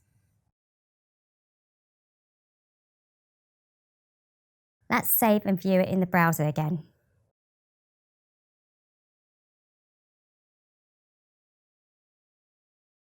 Much better. The images are smaller. But there is one important attribute that you should always include with image tags. It is good practice to add a short description for images. It helps to improve accessibility for people using assistive technologies, and it can also improve search engine rankings. You can add image descriptions with the alternative text attribute, also known as the alt attribute. Still within the image tag, after the dimension attributes, you can add the alt attribute. I will type a short description, a falafel, and for the other image, I will add a pasta salad. I will save the HTML file again and open it in the web browser. The alt text is not displayed anywhere on the site, but will be read by assistive technologies such as a screen reader. Screen readers and other accessibility tools use the alt attribute to provide information to their users. Now you know how to add images to websites with the image tag. My website for Little Lemon is coming on well, but some key information is still missing: the prices. The best way to add information like a price list is by using an HTML table. You might be familiar with columns and rows in spreadsheet software. HTML tables look similar and allow you to neatly organize content in rows and columns. Websites almost always have information that needs to be organized in a way that makes it quick and easy to read. For example, the schedule of an event, available sizes of clothing items, or the specs of a camera. In this video, I will demonstrate how to create a simple table for the prices of Little Lemon. I want to add the table with the prices to the bottom of the index.html page, so I already have it open. Still within the body element, below the anchor element, I add the table tag.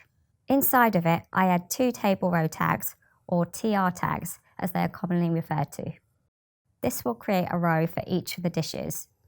Now, I need to add table data tags, or TD tags, so I can include the prices.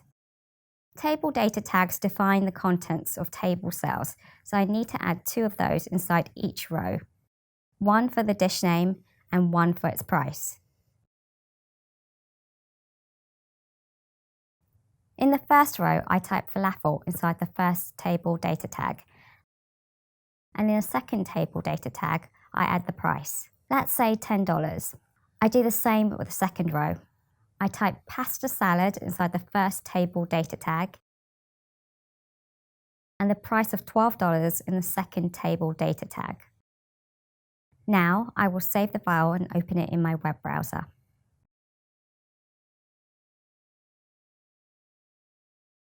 Great, the prices display at the bottom of the web page. The table is not displayed like a regular table at the moment, but I will style it soon. To make it more clear for my users, I'm going to add headers to the columns now. To do this, I add a new row to the top of the table with the new row tag, and then use the table header tag or TH tag for the heading cells. So I need to add 2 table header tags. I type dish in the first column's heading and price in the second heading. I save the HTML and refresh it again to check the update in the browser. Yes, the page layout is now better. The information is presented much clearer now that the columns have headings, but it is not displayed like a table yet. I will add a bit of CSS to improve the styling of the table. Don't worry about the details of that just yet. But I would like to add a little bit of magic now to get you excited about styling. I will do this by adding a style tag.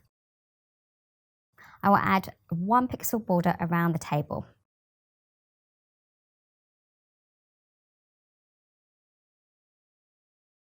Let's save the file again and open it in the browser. Now the table has a border around all the cells. This is just a quick method of styling a table. Later, you will learn how to do this using best practices with CSS. Congratulations, you now know how to add tables to HTML files.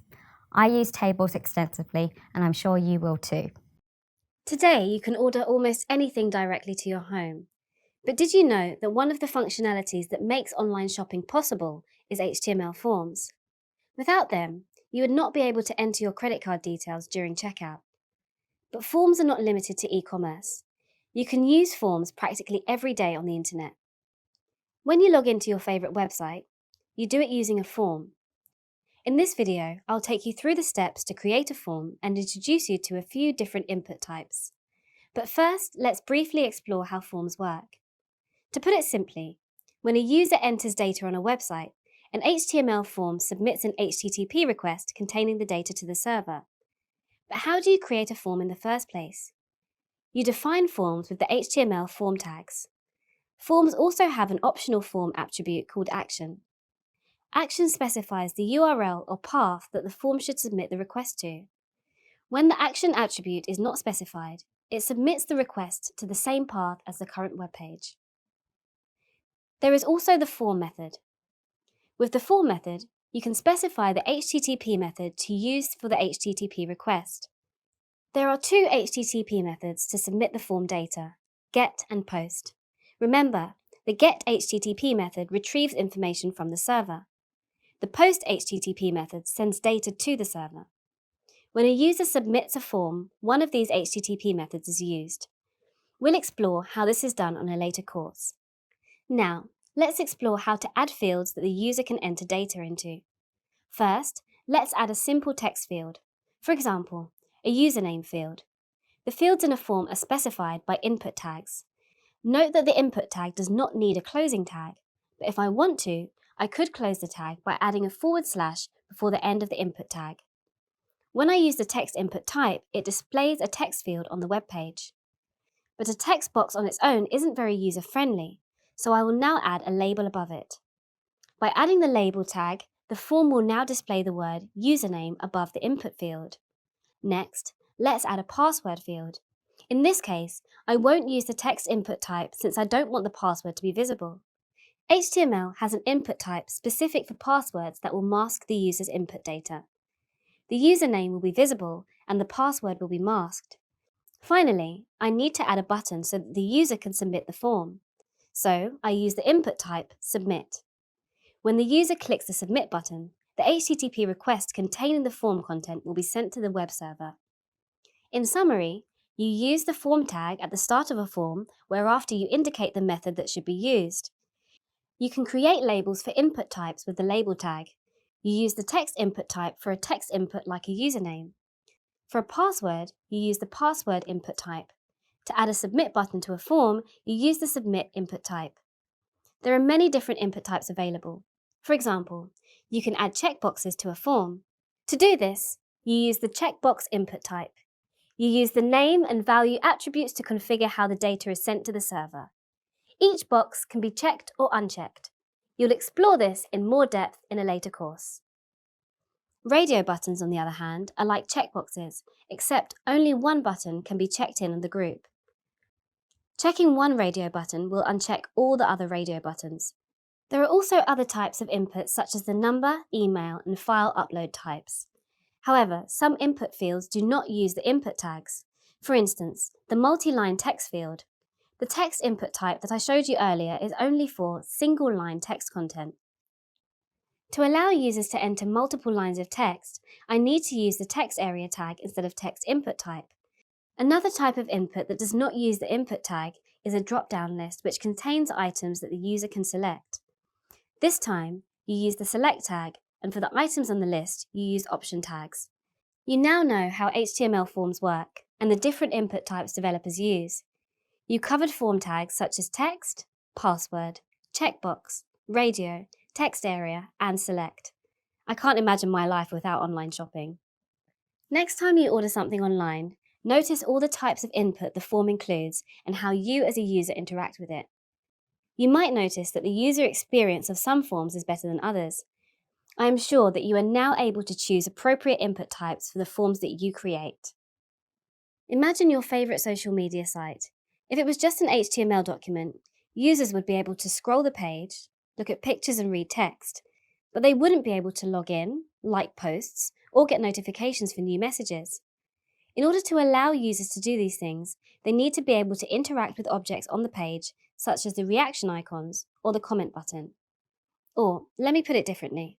An HTML document must be represented in a certain way so that JavaScript code can query and update it. To do this, we use the document object model. In this video, I will unpack what the DOM is, how it is created, and how JavaScript interacts with the DOM to make sites dynamic. When your web browser receives an HTML page, it constructs a DOM to represent it. DOM stands for Document Object Model, and it is simply a tree structure or model of the objects in your HTML file. To understand the DOM, I want you to think of a simple HTML page. Remember that an HTML document has opening and closing tags for the document and the head, and inside the head tags you have title tags. Then you have the body, and inside the body there might be elements such as div tags. Okay, now let me guide you through how a DOM would be generated. The DOM has a series of objects, each representing a single HTML element. At the root of the DOM is the HTML object, and it contains the head and body object. From there, the head object houses the title object, and the title object contains its text object. The body object contains the two div objects. The first div houses the heading 1 object, which again houses its text object. The second div object contains the paragraph object, which contains its text object. In summary, all the elements in the HTML file are represented as objects in the document object model. I just took you through a very simple web page. Web pages typically have hundreds of elements. Can you imagine how complex the DOM of a highly interactive modern web page is? You as a developer can use JavaScript to access and modify the DOM to make your web pages dynamic. In fact, in a later course, you will learn how to access and modify the structure of the DOM and its elements in different ways. Now that you know what the DOM is and how it is referenced, let me briefly explain common DOM and JavaScript uses. For each element, you can access the HTML attributes and content. This means you can update the existing content that is displayed in the web browser. For instance, you could write some JavaScript to update the seconds, minutes, and hours of a digital clock on a website. Or, if you develop a movie streaming website, you can write code that responds to user actions such as clicking, mouse over, scrolling, and so on. In this way, you can allow a preview of the movie to play when the user hovers the mouse over the movie's poster. Or, you can think of a login page. When users click the login button, you can disable the button so that it cannot be clicked again. The web application would bring them to a new web page or would re-enable the button if a login error occurred. You can even add DOM objects to dynamically add new HTML content to a live web page. For instance, you can add an error message to a form if the user inserts invalid data. DOM objects can also be deleted, which will remove the corresponding HTML displayed in the browser. Think of a to-do list on a website. You can remove an item from the list when the user clicks on it. Another major use of JavaScript and the DOM is to animate the HTML elements. This can be quite complex depending on the animation, but there are many libraries available that aim to simplify this. For example, when a page first loads, you can fade in the page contents. Or, when a user receives an instant message, a notification can pop up in the web browser. Many JavaScript libraries and frameworks rely on the DOM. One of these libraries is the React library. By now, you know what the DOM is, how it is constructed, and the wonderful things web developers can do with it to create modern interactive websites. Next time you use your favorite social media site, think about how the DOM is working behind the scenes to change the color of that like button. As a web developer, you should try to ensure that everyone can access and enjoy the internet. Almost like an architect that needs to design a building with ramps and rails so that it is accessible by all. You need to build a website in a certain way to improve accessibility. When the Web Accessibility Initiative, or WAI, was launched in 1997, the creator of the World Wide Web, Sir Tim Berners-Lee, said, "The power of the web is in its universality. Access by everyone, regardless of disability, is an essential aspect. Web accessibility aims to allow people with disabilities to understand, navigate, and interact with websites. A common misunderstanding is that it refers to visual disabilities, but in fact, it includes all disabilities that affect interaction with websites, such as audio and visual disabilities, cognitive and neurological disabilities, and physical and speech disabilities." The W3C Web Accessibilities Initiative develops specifications and supporting resources for accessibility. These are considered international standards for web accessibility. In fact, web accessibility is becoming a requirement in many industries. In 2016, the European Union approved the Web Accessibility Directive, which requires websites and mobile applications of public section bodies to be accessible to those with disabilities. Let's explore some examples of how accessibility is provided to those with different disabilities. People living with disabilities often use assistive technologies to aid them in browsing the web. Screen reader software can read the content of websites and everything that is happening on the device. Screen readers are used not only by blind and vision impaired users, but also by those with reading or learning difficulties. Speech recognition software can turn spoken words into computer commands or dictate inputting text. This is useful for people who may not be able to use a mouse or keyboard due to physical or neurological disabilities. Subtitles and video scripts in videos provide assistance to those with audio and visual disabilities. There are many steps that you can take to improve accessibility. It is good practice to think of accessibility from the beginning of a project. It is a lot harder to rework the project to be accessible later on. If you use the correct HTML structure and appropriate elements as a foundation, it will greatly improve accessibility. In this course, you will learn to structure your HTML properly and follow best practices to support assistive technologies. For example, having text that is not contained within proper tags, like paragraph or heading tags, makes it harder for assistive technologies to interact with the content. Similarly, using multiple line breaks to break up text and add space also presents barriers to accessibility. These are just simple examples to improve web accessibility. However, in the future, you'll probably develop very complex user interfaces, and to make them accessible may not be as straightforward as just having correct HTML. Fortunately, one of the tasks of the WAI is to define the Accessible Rich Internet Application, or ARIA specification. The ARIA specification outlines different techniques to improve accessibility for complex web apps. Now you know about different assistive technologies and that you should use the correct HTML structure and appropriate elements to improve accessibility. I'd like you to think of a physical building and its structure, interior, exterior, and decorations.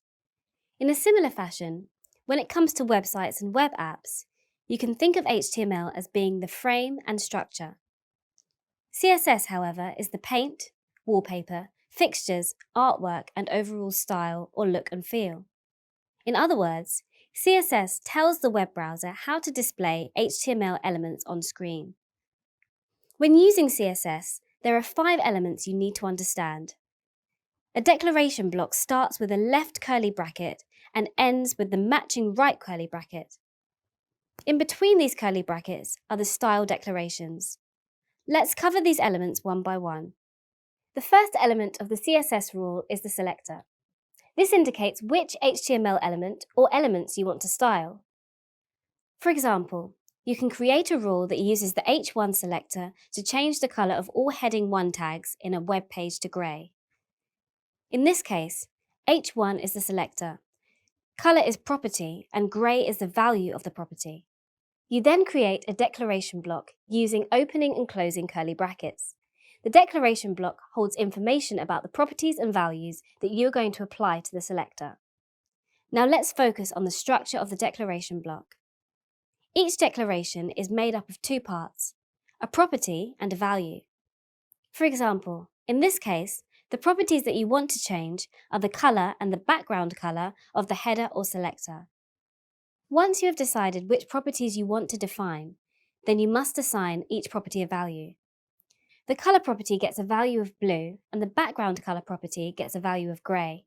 This will result in all heading 1 tags displaying blue text on a grey background in the browser. By now, you'll have learned that CSS tells the web browser how to display HTML elements on screen. Now, let's work through an example to change a set of heading elements using different CSS rules.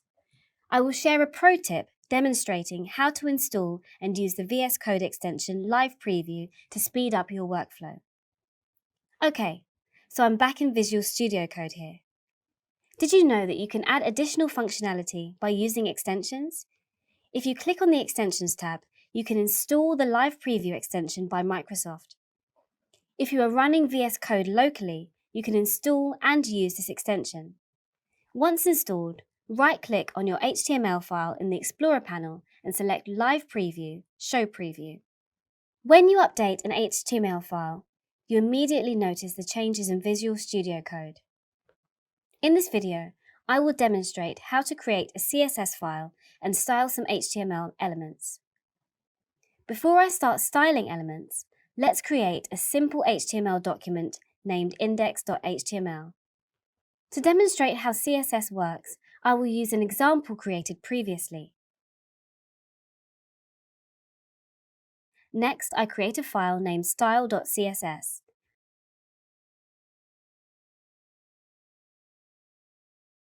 For my web page to use the CSS file, I need to link it to the head element of the HTML file. To link to a style sheet, you use the link tag, which must be assigned 2 attributes, rel and href. The rel attribute is assigned to style sheet, and the href attribute is assigned to the name of the style sheet file. In this example, it's style.css. I am now ready to apply CSS to the index.html file, using style rules that I will write in the style.css file. The selector I am creating applies the CSS rule to all H1 elements. This type of selector is called an HTML type selector. The properties in the declaration block allow me to change how the selected elements are displayed. For example, I'm setting the color property of all the H1 elements to display text in purple. I save the file using Ctrl and S. Notice that this change occurs immediately and there is no need to refresh the web page. So now, what if I want to only style a single H1 element? I can add an ID attribute to the H1 tag that I want to style, and in my CSS file, I create a rule for that ID. Let's do that now. First, I create an ID rule using the hash symbol and then the name header 1. Then I define the CSS properties of that rule to change the color value to green. I apply the rule and save the file using Ctrl and S. Notice that the text for the heading Chapter 1 on the web page turns green.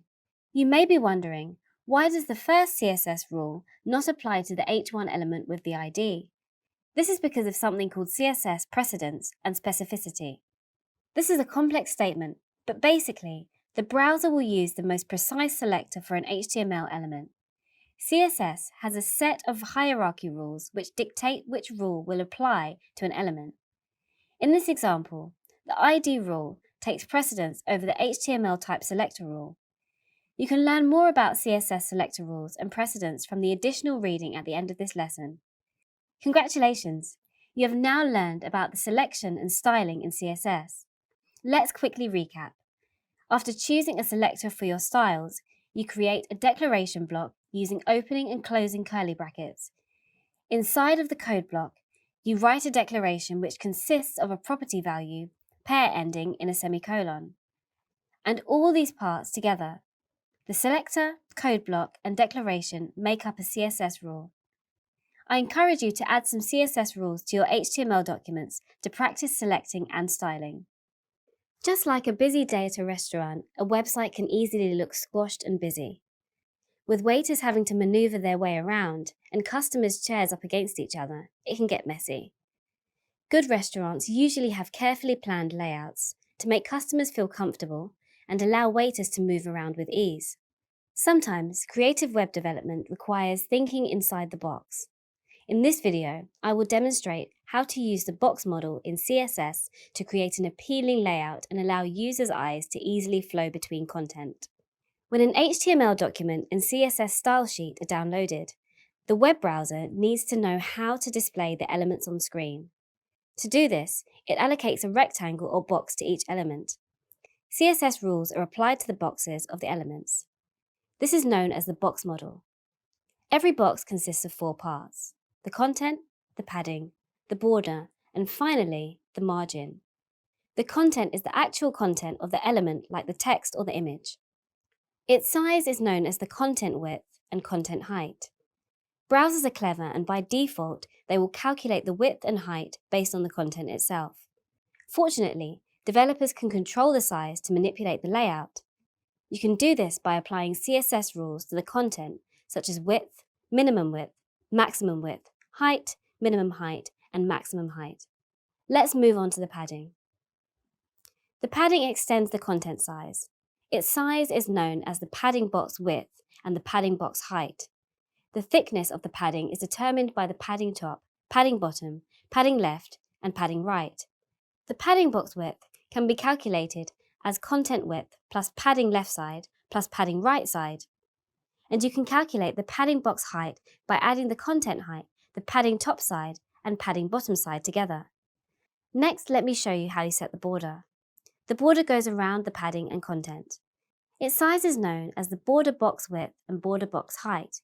You can set different types of borders, such as solid border or a dashed border. To understand how this plays out practically, I will demonstrate the HTML, the CSS style, and the physical border.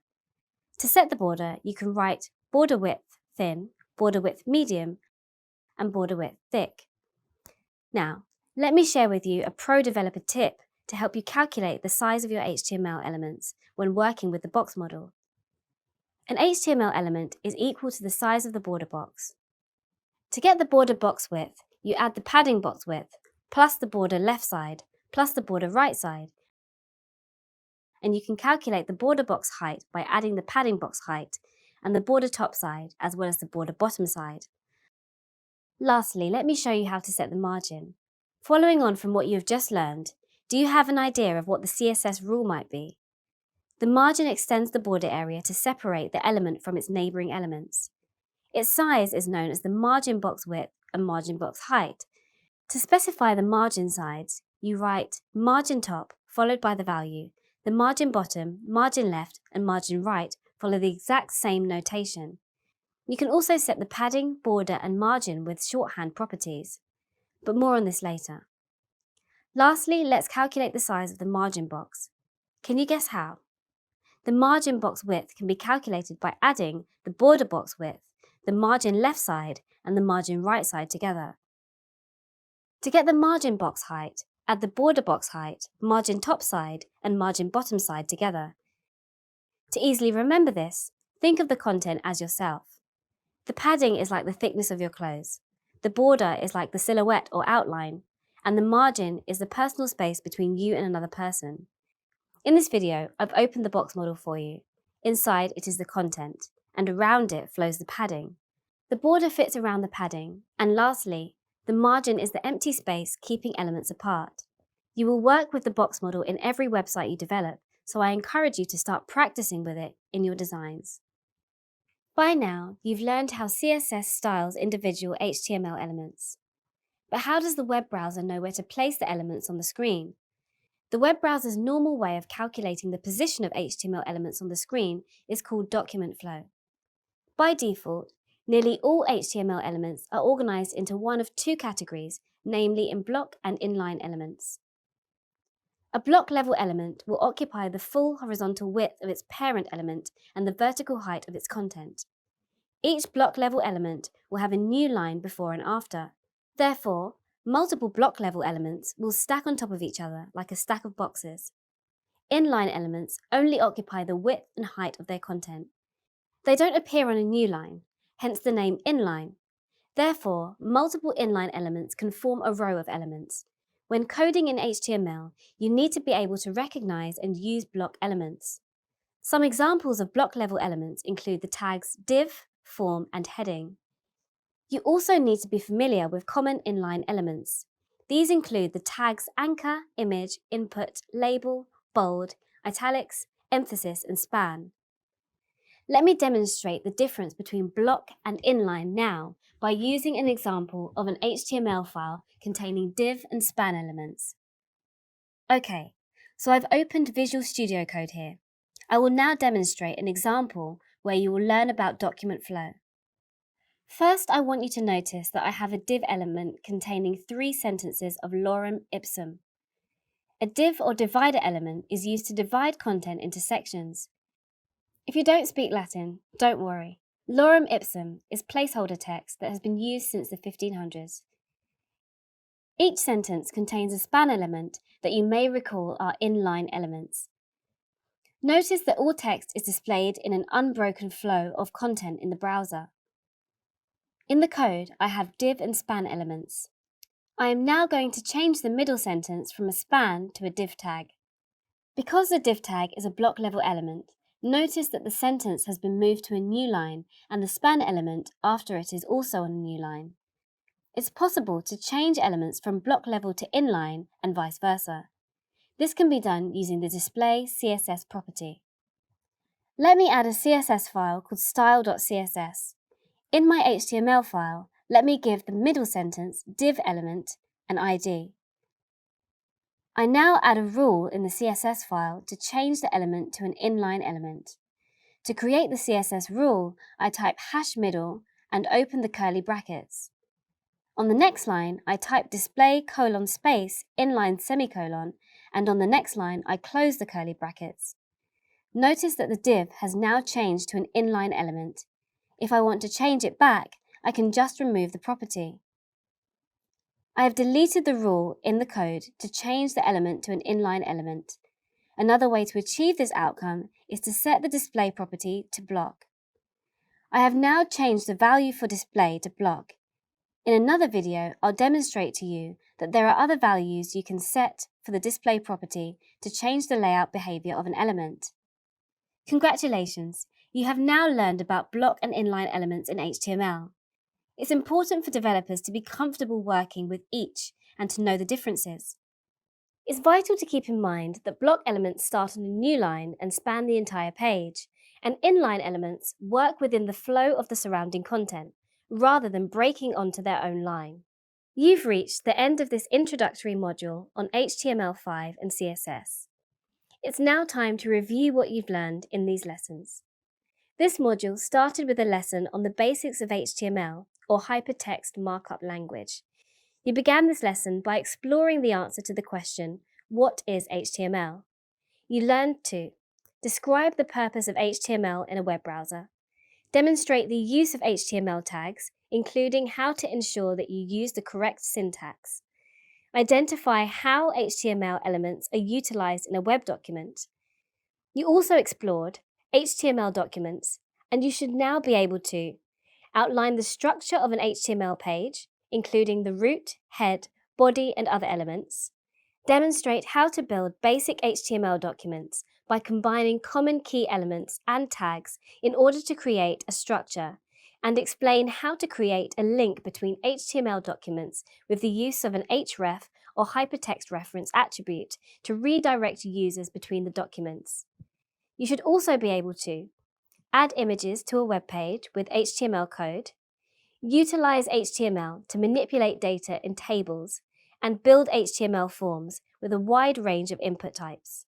You then moved on to study the document object model, or DOM, a tree structure or model of objects in an HTML page.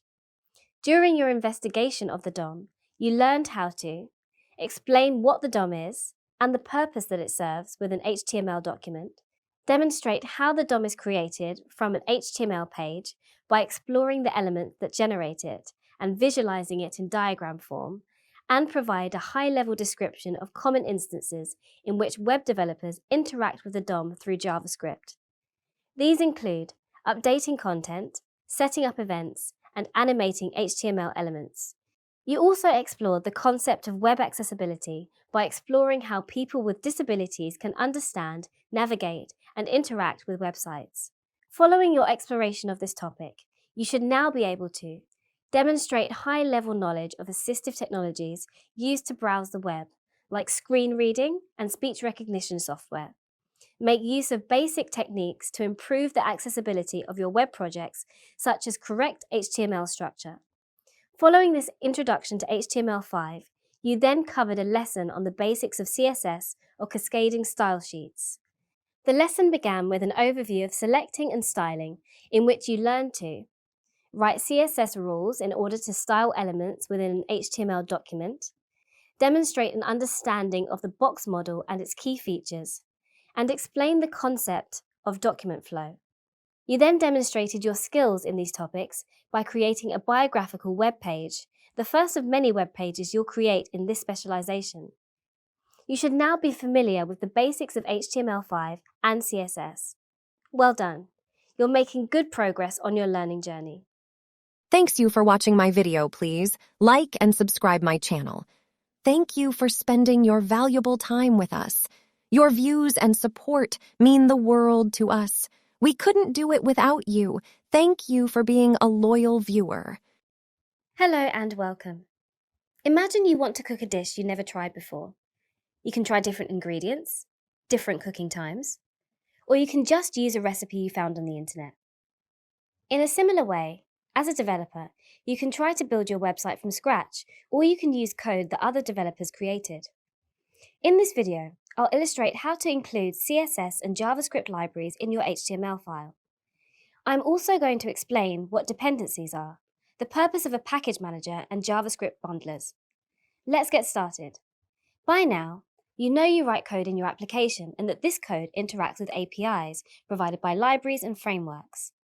Since you'll be deploying your application to a web server in the end, you must include these libraries and frameworks with it.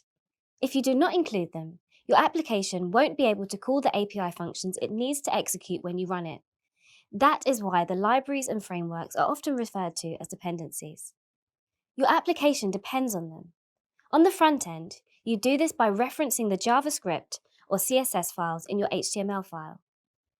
One popular library you can use to develop user interfaces is the Bootstrap library. You will learn more about Bootstrap in this course, but for now, let me demonstrate how a library such as Bootstrap can be included on a web page. Start by opening your HTML file. Next, add the CSS library for Bootstrap in the head element using a link tag. The link tag includes an href attribute to link the CSS library I am including. I also included a rel attribute to specify that the link is for a style sheet. Bootstrap also provides a JavaScript library that enables enhanced functionality such as drop-downs and tooltips. You'll likely need those features during development. So let me demonstrate how to add the JavaScript library to your web page. Open your previous file that already has the Bootstrap CSS. Next, add the JavaScript library for Bootstrap in the body element, using a script element. I then add an src attribute to the script element to specify the link to the library. Let me add a Bootstrap button to the page to demonstrate how easy it is. In the body, I add the button element. Then I add an attribute called type and the CSS class btn. I also add the modifier btn-primary and a description. Click this button. This will add a button using Bootstrap's primary color, blue, on the web page. This is what the rendered version of the code will look like. You can now start using the additional Bootstrap functionality. This is quite a simple example. In day-to-day development, however, it can end up being a lot more complicated. For example, what happens if your dependency also depends on other libraries and frameworks? This is known as a dependency tree. A project could have hundreds of dependencies in its tree. It will take a very long time to download, set up, and configure all of them. And how do you make sure you're using the same versions the rest of your team is using? This is where package managers come in. A package manager is a tool that automatically downloads and installs dependencies. We also refer to dependencies as packages. A package manager also provides the capability to publish your own packages. But let's not worry about that right now. For each dependency, you can specify a version of that dependency, and the package manager will download it for you. If there is a dependency tree, the package manager takes care of that for you. It will automatically download all of the dependency tree so that you can use APIs without dependency issues. The most common package manager for front-end development is the Node Package Manager, or NPM for short. You will have an opportunity to explore using NPM in this program. Now that all your dependencies are downloaded, you need to include them in your HTML file. But adding all of them into an HTML file would take forever. This is where you will use a bundling tool. The purpose of a bundler is to automatically combine them into a single file. If your bundle is significantly large, many bundlers can split your dependencies into multiple bundles. There are many bundlers available, such as Gulp and Webpack. We'll be exploring bundling in more depth later on. You now know how to include CSS and JavaScript libraries in your HTML file. You also know what a dependency is, what the purpose of a package manager is, and what JavaScript bundlers are. Have you ever wondered how the size of a website can so easily adjust between different devices like laptops and mobile phones? Well, the answer is responsive design. Responsive design means that a web page can automatically stretch or shrink depending on the screen it's displayed on. In the world of web development, you use responsive design every day. Let me share how it works. In this video, you will be able to explain how responsive design is used to provide the best user experience based on the device that the website is viewed on, describe CSS media queries and screen resolutions, classify fluid images, and differentiate between fixed and fluid grids. Phone, tablet, and computer screens, including the one you're probably using now, are made up of thousands of tiny lights called pixels. The resolution of your screen refers to the number of pixels it contains, most often expressed as the number of horizontal pixels multiplied by the number of vertical pixels. For example, a common computer screen resolution is 1920 pixels in width and 1080 pixels in height. Thanks to responsive design, websites can be correctly displayed on any of your devices. However, today we have many different screens with different resolutions, which is why responsive design is so important. And it is complicated by new high-resolution screens like the one found on your mobile phone. These screens group multiple physical pixels into one logical pixel to display smoother images and text. These are often used in your favorite smartphones to give more high-definition visuals, like making text, images, and rounded edges appear smoother and making the individual pixels less visible. Given all the possibilities and complicating factors, it would be challenging to develop websites that appear correctly on all kinds of devices if it wasn't for responsive design. Responsive design is a set of 3 practices that allows a website to automatically change its visuals. In other words, to respond based on the device it is displayed on. It is the combination of 3 techniques: flexible grids, fluid images, and media queries. Firstly, flexible grids are made up of columns, gutters, and margins. The space between the columns is called the gutter, and the spaces between the content and the left and right edges of the screen are called margins. Instead of defining website element sizes based on pixels, flexible grids are defined in percentage values, allowing them to adjust depending on screen size. Next, you have fluid images. By setting the CSS max width property of images to 100%, the images will scale down smaller if their containing column becomes narrower than the image's size, but never grow larger. This enables an image to scale down to fit in a flexibly sized column, rather than overflow it, but not grow larger and become pixelated if the column becomes wider than the image. Finally, there are media queries that are part of CSS. They allow developers to query the display size, orientation, and aspect ratio to conditionally apply CSS rules. For example, if you wanted your website background to appear blue on a screen size less than or equal to 700 pixels, like on a mobile phone, you could use a media rule to set the background depending on the size of the screen. Remember that I said responsive design is the combination of flexible grids, fluid images, and media queries? When these elements are used together, you build a website that will automatically adjust its layout based on the device, thus delivering a responsive grid. In responsive design, the pixel value specified is often referred to as the breakpoint. A breakpoint is the point at which a website's content and layout will adapt to provide the best possible user experience. A breakpoint can function in different ways across 3 different grids: a fixed grid, fluid or full-width grids, and lastly, hybrid grids. Let's explore each of these now. Firstly, a fixed grid has fixed-width columns and flexible margins. The fixed grid has a fixed content width that doesn't change in a specific breakpoint range, while the flexible margins occupy the remaining space on screen. Then, we have fluid or full-width grids with fluid-width columns and fixed gutters and side margins. The fluid grid has a flexible content width that goes edge to edge as per the screen size. In a fluid grid, columns either grow or shrink to adapt to the available space. And finally, there are hybrid grids that have both fluid width and fixed width components. Many responsive design frameworks provide multiple CSS rules based on different device sizes to provide the best visual experience. Now you know the importance of responsive design. In the next few videos, you are going to learn more about Bootstrap, the world's most popular framework for building responsive mobile-first sites.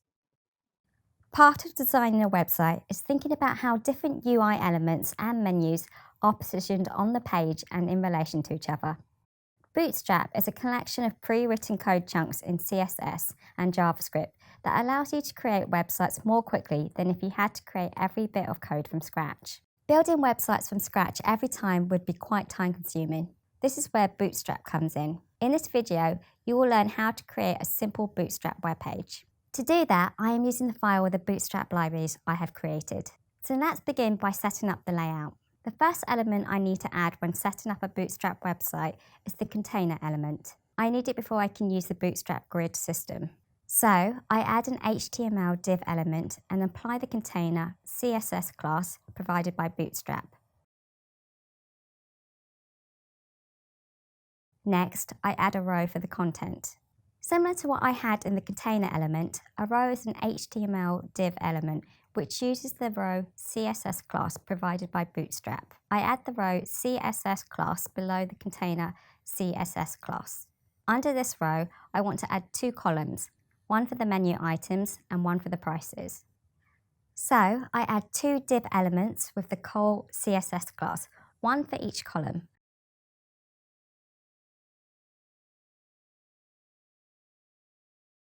Col is short for column.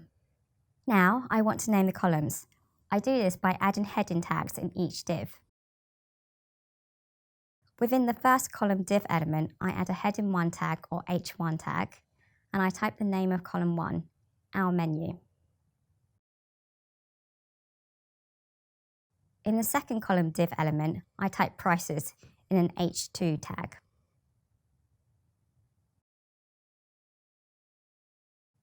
Under the Our menu column, I will add the name of each dish, the ingredients used, and an image.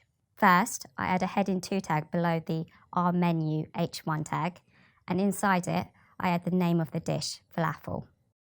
Under the falafel H2 tag, I add a paragraph or P tag. Inside this tag, I list the ingredients: chickpea, herbs, and spices.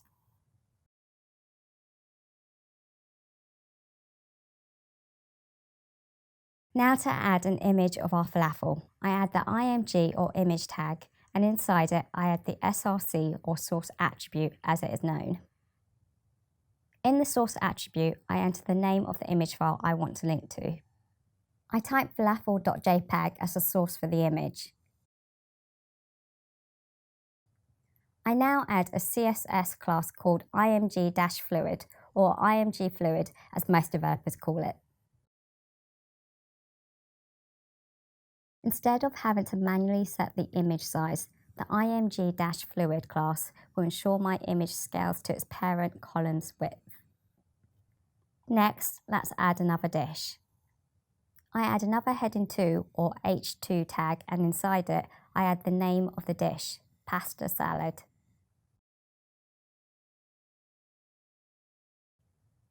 Under pasta salad H2 tag, I add a paragraph or P tag and list the ingredients: lettuce, vegetables, and mozzarella. Now I add another image tag, and inside it I add the source attribute. In the source attribute, I enter the name of the image file I want to link to. I type salad.jpg as a source for this image. I also add the same CSS img-fluid. Now I save the file by pressing the keys Ctrl and S, or if you're on a Mac, Command and S. Next, I preview the web page in live preview.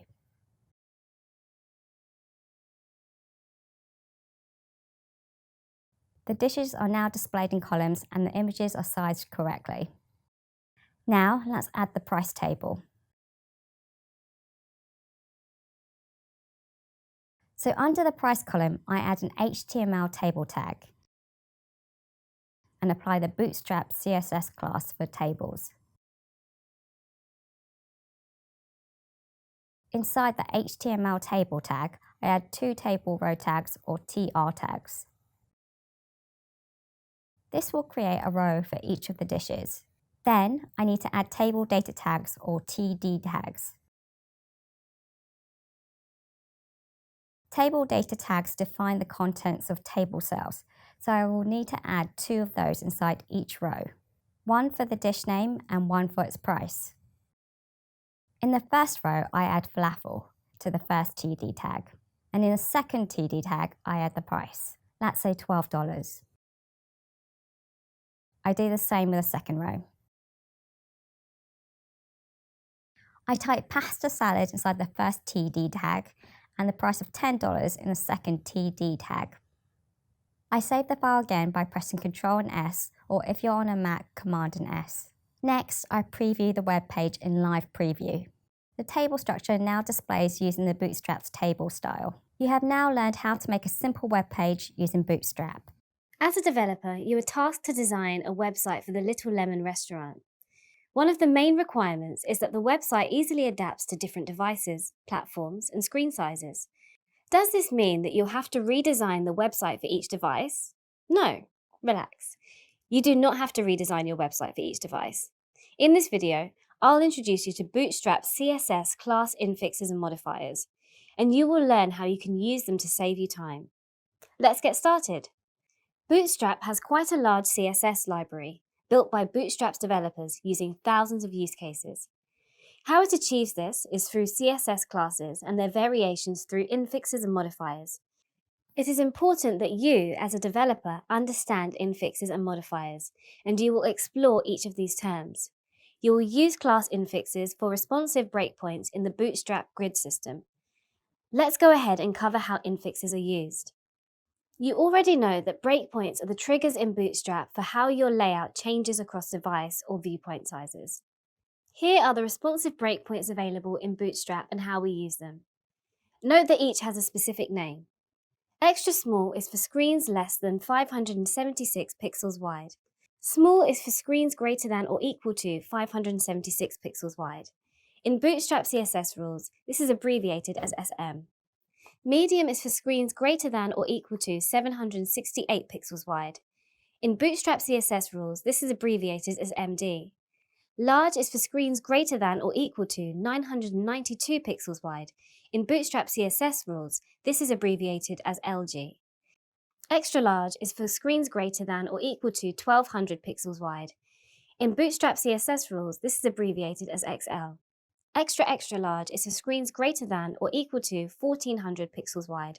In Bootstrap CSS rules, this is abbreviated as XXL. Did you notice that there is no class infix or dimension for extra small on the list? This is because extra small is the default breakpoint in Bootstrap CSS rules, as Bootstrap is mobile first. We use the abbreviations for these breakpoints as infixes in the CSS rules for the grid system. This basically means you have to insert the abbreviation into the CSS class name. I will show you how to use this shortly. Bootstrap components provide a pre-built set of reusable UI styles and elements for your web applications. Let's now learn how to use modifiers through an example that uses an alert element. I can have an HTML file where I set an alert primary CSS class that is applied to the element. Alert primary displays the alert using Bootstrap's primary color, which is blue. The -primary part of the class is the modifier. If you want to change this to red, for example, for an error message, you will use the danger modifier. Here is a list of modifiers available in Bootstrap. Primary, secondary, success, info, warning, danger, light, dark. Alerts are often used to show information that needs immediate attention from users, such as warnings, errors, or confirmation messages. Bootstrap provides an easy way to create predefined alert messages, and it also has different types of alerts. The difference between the alerts is just the color used to display the predefined alert message. For example, the primary alert displays the alert using Bootstrap's primary color, which is blue. On the other hand, the danger alert displays the alert in red. Now, let's turn our attention to how this works in code. In this HTML file, I have a 6-column CSS class applied to a div element. In this example, I want to change this rule for large screens. To do this, I infix LG into the col CSS class by adding col-LG-6. Bootstrap components provide a pre-built set of reusable UI styles and elements for your web applications. For example, I can add an alert component. I do this by adding an alert CSS class, followed by the contextual class alert-primary. Now I have to identify the function of the alert. To do this, I add a role CSS class directly after the contextual class alert-primary and type alert. On the next line, I type the name that must be displayed on the alert, a message. Alerts are useful for displaying information, warnings, or error messages to users. The contextual class alert-primary will display the alert using Bootstrap's primary color, which is blue. The primary part of the class is the modifier. If I want to change the color to red, for example, for an error message, I will use the danger modifier. To change the color to red, I simply replace the modifier primary with danger. Now you have learned about CSS class infixes and modifiers and how you can use them to save you time. As you have previously learned, building a website using responsive design requires a responsive grid and responsive breakpoints. Bootstrap provides both of these as part of its library. The Bootstrap Grid system helps us to create web page layouts through a series of rows and columns that house our content. For the grid, Bootstrap uses a 12-column grid system that can be fluid or fixed. The Bootstrap's grid system always has a container, rows, and columns. The container is the root element of your grid. Bootstrap's grid system always starts with the container. The container contains pads and aligns your content. Its width is determined based on the current responsive breakpoint. You can add rows, and inside each row, you can add columns. Let me demonstrate how we put this all together by using Little Lemon's website as an example. Alright, I have opened my joesburgerindex.html file. In this web page, I have added 2 columns to my row. Bootstrap is smart and will set the 2 columns to span 6 column spaces. If I want to control how many spaces a column uses, I can suffix a number. Let's shrink the price column to 4 spaces and expand the menu column to 8 spaces. To do this, I add the suffix -4 to the col CSS class above the prices heading. I also add the suffix -8 to the col CSS class above our menu heading. But here's the amazing part of Bootstrap. I can configure my content to use different layouts based on the device using the breakpoint-specific CSS rules. Let's have the content stack on top of each other on mobile devices and have them display side by side on desktop devices. Since columns will wrap to new rows, if we exceed the 12-column space, we can use this to stack content. For mobile devices, I'll set the columns to use 12 spaces, each by adding -12 as a suffix to the col rule for both columns. Then for desktop, I'll set them to 6 columns each by using a col-LG rule and adding the column sizes -6 as a suffix. I will save the file by pressing Ctrl and S or Command S on a Mac and open it on my web browser. Notice that now the columns are side by side. Next, I open my web developer tools by pressing the F12 key. In the top left corner, there is a mobile phone tablet button. Clicking on this button enables the device mode. This allows me to simulate different devices. I select to view my website on a mobile phone device. Amazing! My content has stacked vertically on mobile. Bootstrap has ensured our website will work on a mobile phone thanks to its CSS rules and grid system. This will save a lot of development time by not needing to develop different content layouts per device. Bootstrap's grid system is very powerful and suitable for most development needs. Bootstrap includes a pre-made set of UI elements and styles to help you build your website. They range from alert messages to navigation menus. These are called Bootstrap components. In this video, you will learn how to use Bootstrap components. Little Lemon have added a new fried calamari dish to their menu, and they want to add it to their website. They also want to update their website to use Bootstrap components. First, let's add the new dish. To do this, in the menu column, I add a new H2 tag, and inside it, I add the name of the dish, fried calamari. Then I add a paragraph tag. Inside this tag, I list the ingredients: squid, buttermilk. Now, I want to add an image of the fried calamari. So, I use an image tag with its source attribute and the image file name calamari.jpg. And I add image-fluid class to ensure the image scales to its parent column's width.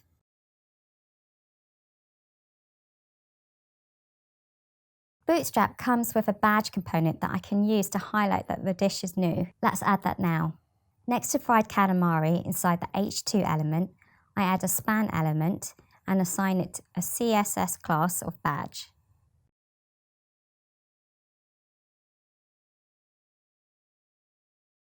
Now I can set the background color of my badge by adding another class, bg-primary.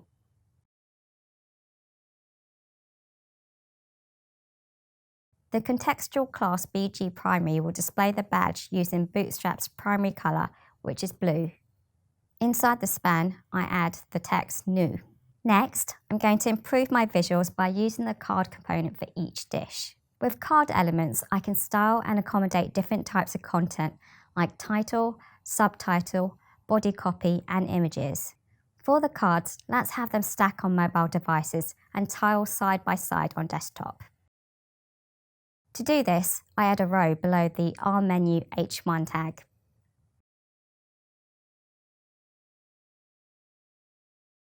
I then add a div element for each dish of the 3 dishes.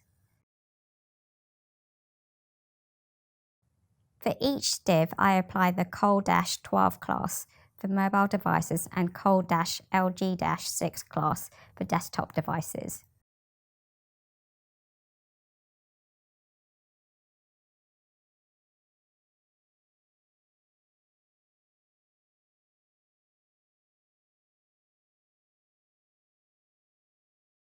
Inside each div element, I add another div element that uses the card CSS class by adding one and copying and pasting it inside the other divs.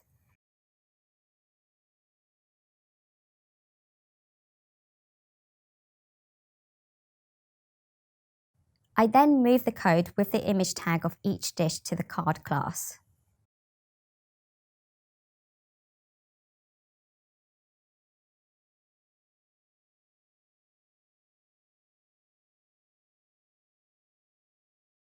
Instead of using img-fluid, I change each image to card-img-top.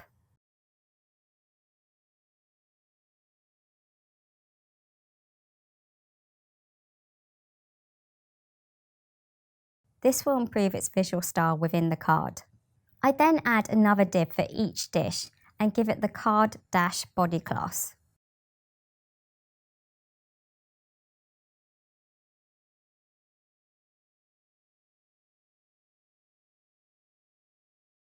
This will contain the text content of the card. I then move the header and paragraph of each dish into these card body elements.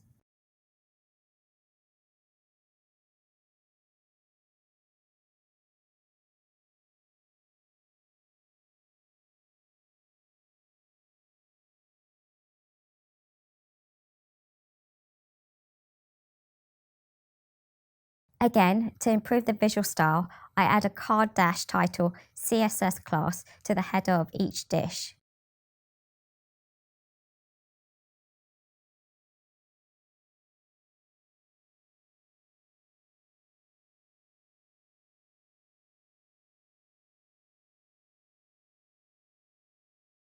In the paragraph element, I add a card-text CSS class for each description.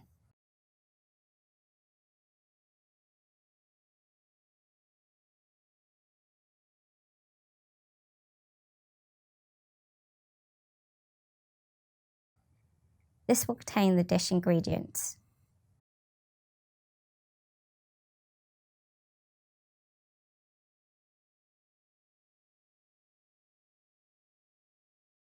Our menu has a much better layout now. Finally, let's update the prices.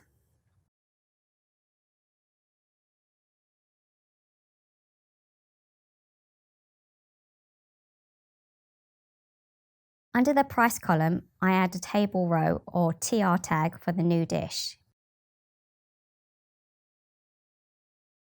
Then I add two TD tags. TD stands for table data, but from now on I will just refer to it as TD. In the first row, I type fried calamari in the first TD tag, and in the second TD tag, I type the price $12.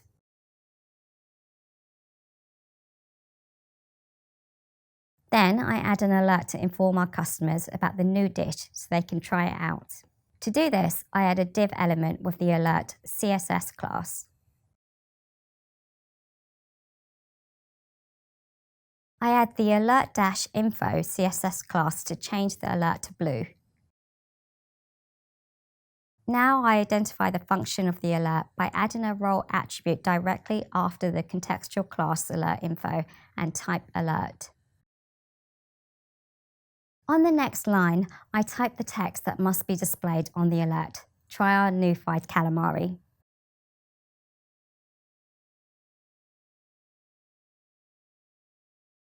The website has a much better layout now. Hopefully Little Lemon will have a lot more orders now. There are many components available in Bootstrap. Maybe there are some more you can use to improve your website. I'm sure you've noticed that when you shop online, websites will often provide you with personalised recommendations, but when your friends log into those same websites, the recommendations will differ. But did you ever wonder how websites adapt to different user profiles? In this video, you will learn the difference between static and dynamic content. You will also be able to differentiate between the role of a web server and an application server. By now, you know that when you open a website, a web server sends the website's content to your browser. The content can be static or dynamic.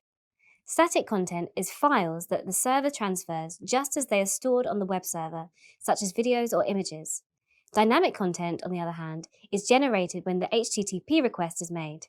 For example, the content may be generated based on input from a user, or when you visit a news website, it would be based on the current date. What actually happens is that the web server communicates with another kind of server, called an application server or a backend. The application server generates the dynamic content that the web server sends back to the user's browser. Now you know the difference, let's look at examples of how websites update static and dynamic content. Say, for instance, you want to watch a video on a website. You click on the play button and a request is sent to the web server. The web server responds by sending the file to your browser. Now, how does this compare to dynamic content? Because dynamic content is generated while you use a website, it typically takes longer to generate than it takes to send back static content. For example, when you log into this course, the web server communicates with an application server to check that you are in fact enrolled. The application server confirms your enrollment and specifies what content should show for your profile specifically. Application servers perform more complex processing than web servers. For instance, they have to run the application logic, communicate with a database, and check permissions. To improve performance, different application servers have specific purposes. There are application servers for every type of content out there, from music streaming to creating your own blog. You can even create your own application servers, such as building a backend for a web application. But hang on, if dynamic content is slower to generate, isn't that a problem for big websites? Yes, it is. Application servers typically have a limited capacity on how many requests they can process per second. But fortunately, this is where the web server can help out. Web servers use a process called caching instead of generating content dynamically for every request. Caching means the web server keeps a copy of dynamic content. If the content is requested again, the web server can immediately send this cached version instead of passing the request again to the application server. On the first request for dynamic content, the web server checks if the content exists in the cache. If it does not exist, the content is requested from the application server and stored in the cache. The web server then sends back the dynamic content to the browser. On subsequent requests, the web server immediately sends back the content stored in the cache. This reduces the amount of dynamic content that the application server has to generate. Then, after a period of time or with the next user interaction, the web server updates the cache with the latest content. Now you know the difference between static and dynamic content, as well as the difference between web and application servers. With this new information, try to identify whether the content on the websites you visit is static or dynamic. Let's say that you're thinking of building a web app. You probably want a user-friendly, mobile-friendly experience. Then you should consider using single-page applications or SPAs to build a unique, speedy, and engaging experience for your users. You're probably using many SPAs every day. Think of your favorite social network or messaging app, or the map application you use to find local businesses. The great user experience you get is driven by single-page applications. So, what exactly is an SPA? How does it work? How is it different from a traditional website? Let's first explore how a traditional website works. Before the advent of modern JavaScript frameworks, most websites were implemented as multi-page applications. But this makes traditional applications resource-intensive to web servers, because sending entire web pages for every request consumes excessive bandwidth and uses CPU time to generate dynamic pages. If your website is complex, the site browsing experience may appear slow to users. It will be even slower if they have a poor or limited internet connection. To solve this problem, many web developers build their web applications as SPAs. It's called single page, but that doesn't mean your website has only one page of content. What it means is that there is only one HTML page that gets sent from the server to the browser. But that page will update its content as your users interact with your website. A SPA allows the user to interact with the website without the application needing to download entire new web pages. Instead, it rewrites the current web page as the user interacts with it. The result is a browsing experience that feels faster and more responsive to user input. When the user navigates to the web application in the browser, the web server returns the necessary resources to run the application. A SPA has two approaches to serving code and resources. The first is called bundling, and the second approach is known as lazy loading or code splitting.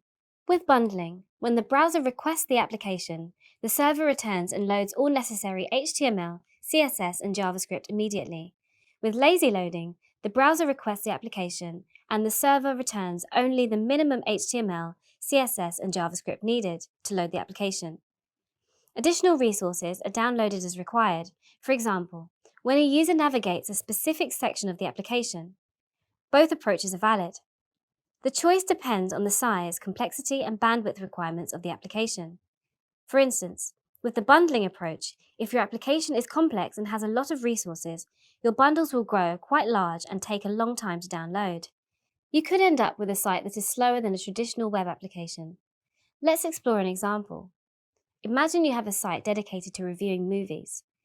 People never know what to watch next, so you decide to install a feature that randomly suggests the movie for a user.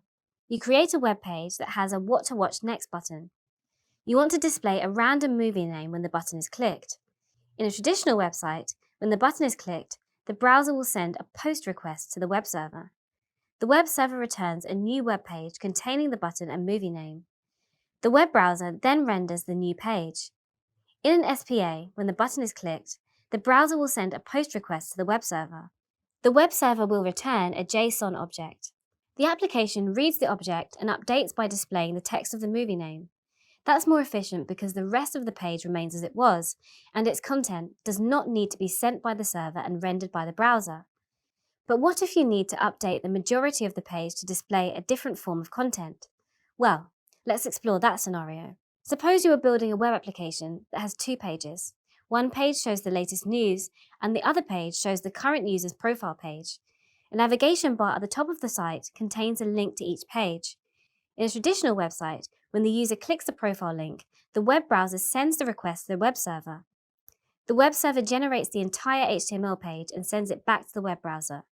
The web browser then renders a new web page.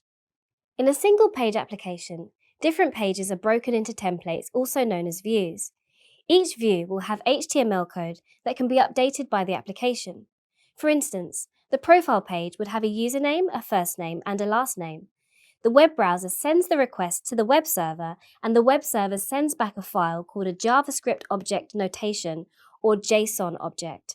This contains only the data to be displayed, such as a user's first name and last name, and the SPA will update the HTML. This is much smaller than sending an entire web page. The web browser then updates the web page by inserting the template with items replaced by the values in the JSON object. For your next website, consider whether its complexity suits a traditional multi-page application or would perform better as an SPA. Remember that a single-page application has two methods of delivering resources: delivering all resources immediately or delivering resources dynamically as required. If all resources are delivered when the application is loaded, the single-page application must include the views for every page on initial load. If resources are loaded dynamically, the single-page application requests the views as required and stores views in the browser for subsequent requests. Now you can compare some popular SPA websites to traditional ones and judge the performance difference for yourself. I'm sure you've created something from scratch before. I bet you realised how challenging it can be as opposed to using pre-made components. Think about the effort that goes into building a brand new house versus the convenience of constructing a modular building with pre-made components that you just need to put together. React is focused on working with components, which makes it simple to build functional user interfaces on web and mobile. And since React is one of the most popular JavaScript libraries, it's important that you can explain what its purpose is and describe how its components work together. Available since 2013, React is an open source library with a community of core contributors and companies that maintain it. Developers use React to develop single-page applications, and you can also develop mobile applications with React Native. When you develop an app, you can choose to use React to develop the user interface, but building an application requires more than that. You must also consider the navigation and how the app will request data from a web server. Therefore, React is used in conjunction with other JavaScript libraries during development. But what makes React so useful is that it allows developers to write less code to create functionality. This in turn makes it easier to maintain code in the long term and simplifies testing. Because it is so central to front-end development, there are many tools that you can use with React. These tools can help you understand how React is running your code and how you can improve performance. Now that you have a better idea of what React is, let me tell you more about React's components. The key concept behind React is that it allows you to define components that you can combine to build a web application. A component is basically a small piece of user interface, such as a music player or photo gallery. This component model allows you to do several things, such as developing and testing parts of their application in isolation, and it also allows you to reuse components across multiple sections of the application as well. Let's explore an example. Most web applications have user profiles with pictures. Normally, several parts of the application use a version of this profile picture, such as in the navigation bar beside the user's name. It could also show in a user search result along with several other user pictures. And the user picture might also display in instant message notifications. Instead of programming the logic for every instance of a user profile picture, React allows you to create a user icon component that displays a version of a profile picture every time it is used. You can then reuse this component throughout the application. Can you imagine how it will improve your efficiency? There are, in fact, many open source libraries that provide pre-made components for React projects. For example, if you want to add a video player to your website, there's a React component library for that. Or maybe you want to embed a map. There's a React component library for that too. As the React community grows bigger, it continues to add new features and improvements continuously. Annual React conferences encourage community sharing and introduce upcoming developments in the library. I hope that in the near future, you might be joining the React community as an active member. And, as a future React community member, you now know the React library's purpose and how its components work together to make life easier for front-end developers. After all, why build something from scratch if the components are already there to use? By now you've learned that you can build components in React to develop user interfaces. But how do React components turn into the elements on the web page that you see? Remember, when your web browser receives an HTML page, it constructs a document object model, or a DOM, to represent it. But updating the DOM is considered expensive because it is very time-intensive for the web browser to do so. Every time the browser DOM is updated, it causes the browser to recompute the page. Yet many big and popular websites still load in no time today. How can it be? In this video, I will explain how React solves the problem by computing its own virtual DOM. Let's start with how React components relate to the website displayed in your browser. A React component has a one-to-one relationship to an HTML element that is displayed on the web page. But how does React keep track of which HTML elements need to be updated? This is where React's virtual DOM comes into play. When React builds out its tree of components, it builds out its own DOM in memory called the virtual DOM. The virtual DOM is a representation of the browser DOM that is kept in memory. React uses this virtual DOM to update the browser DOM only when it needs to. This ensures that your application is fast and responsive to user input. Let me explain how it works. React checks to see if the HTML components in the virtual DOM matches the browser DOM. If a change is required, the browser DOM is updated. If nothing has changed, then no update is performed. This process is called reconciliation. Let's break down what happens when you update a component in React. Firstly, the virtual DOM is updated. Then React compares the virtual DOM to the previous version of the virtual DOM and determines which elements have changed. The changed elements and only those elements are updated in the browser DOM. Changes on the browser DOM cause the displayed web page to change. In this video, you've learned that React constructs and updates a virtual DOM so that the browser will only update certain HTML elements instead of recreating the entire page. Planning an application as a series of components can be tricky at first, but after doing it a few times, it'll become easier. You've already learned about the core internet technologies, and now you know that JavaScript libraries in React allow you to develop user interfaces much faster. Isn't it cool that you can develop user interfaces so quickly? In this video, you will learn how the component hierarchy works in React. Every React application contains at least one component, the root component or app component. Components are added to the app component to build out a tree structure of components that make up the application. Let's explore an example of how an application might be structured as components. Suppose your application is a shopping list of items that need to be picked up from the grocery store. At the root, we have the app component. The app component has two child components, new item bar and shopping list. The new item bar component allows us to add new items to the list. The shopping list component contains a shopping item child component for each item in the shopping list. Even though the item itself might be different, such as chicken or noodles, it is displayed in the same manner as other items. Therefore, you can reuse the shopping item component to display multiple items. When a user ticks off the items, the list will update and remove the corresponding shopping item child component from the shopping list component. Now that you understand the component hierarchy, let's explore how a website can be broken down into components. As an example, I will talk you through a typical blog website. Normally, there is a heading, a menu, and a search bar. You also usually have a featured blog post that displays larger than previous blog posts below it. Now, let's unpack the component hierarchy. At the root of the component hierarchy, you have the app component. This is the entire web page. The app component has two child components, the navbar component for the navigation bar and the page component. The navbar component contains the title of the blog, navigation links for the website, along with the search component.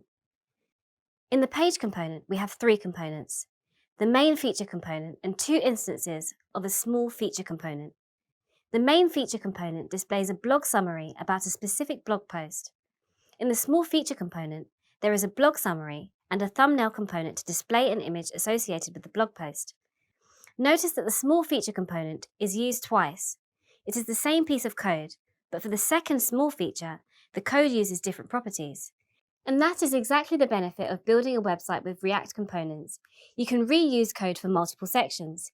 Using a series of components to build an application can be tricky at first, but after you do it a few times, you will appreciate how handy it is. Good luck with planning your component hierarchies in React. You've reached the end of this module on UI frameworks. It's now time to review what you've learned during these lessons. Over the course of this module, you've explored the concepts of UI frameworks and libraries and covered an introduction to React. Let's recap the key points you learned and the skills you gained. You began the module with an introduction to UI frameworks.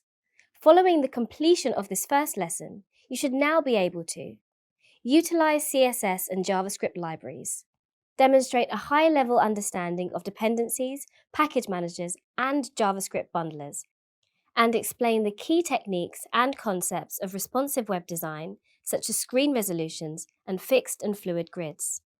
You should also be able to develop a simple Bootstrap website with the use of HTML and CSS, utilize Bootstrap CSS library, including deploying class infixes for responsive breakpoints and class modifiers to change your CSS code, and demonstrate an understanding of Bootstrap's grid system by building a web page using the Bootstrap Grid. Following your exploration of UI frameworks and libraries, you then covered an introduction to React and the JavaScript library for building user interfaces. Now that you've completed an introduction to React, you should be able to differentiate between static and dynamic web page content, list examples of how each type works in the context of web servers, explain what a single page application is, how it works, and how it differs from traditional web applications. You should also be able to outline the purpose of React as a JavaScript library, explain the concept of the React component model, and identify examples of common components. Demonstrate a high-level understanding of React components. Explain how React components operate as a hierarchy in order to generate a web page through the virtual DOM. You're now familiar with the basics of UI frameworks and libraries, and the basics of React and React Native. Excellent! You've made great progress. Thanks you for watching my video, please. Like and subscribe my channel. Thank you for spending your valuable time with us. Your views and support mean the world to us. We couldn't do it without you. Thank you for being a loyal viewer. In this course, you were introduced to the foundations of web development. Let's do a brief recap of what you covered. Module 1 was Get Started with Web Development. In this first module, you learned about the different types of web developers and the roles and responsibilities of front-end, back-end, and full-stack developers. You gained knowledge about the core technologies of HTML, CSS, and JavaScript, and explored the concept of how the internet works. The module also featured an example to show what a day in the life of a web developer is like. Next, you learned more about web pages, web servers, and web browsers, and how they all work together to create what we call the internet. You covered what happens when you send a request to look for something online and how that information gets back to you. Then, you were introduced to core internet technologies and how they interact. You explored some web browser tools that you can use to help you code more efficiently. Finally, you learned what an IDE is and how it can help you speed up your work to write code. An introduction to HTML and CSS followed in Module 2. In Module 2, you learned about HTML and CSS. In HTML, you discovered how to create an HTML document, use simple HTML tags, and link documents to create a website. Then, you learned about the Document Object Model, or DOM, and how it's used to display the content that you see on your device. In addition, you covered techniques to improve web accessibility and some assistive technologies available to provide universal access to the internet. Next, you learned how to use CSS to style web pages. You explored how to select and style elements and use text, color, and alignment to make the web pages you create look great and offer a great user experience. You then used your new HTML and CSS skills together to create a web page. In Module 3, you learned how to use the Bootstrap framework to build responsive interfaces and got to know the benefits of working with UI frameworks. First, you were introduced to the concept of responsive design and working with libraries.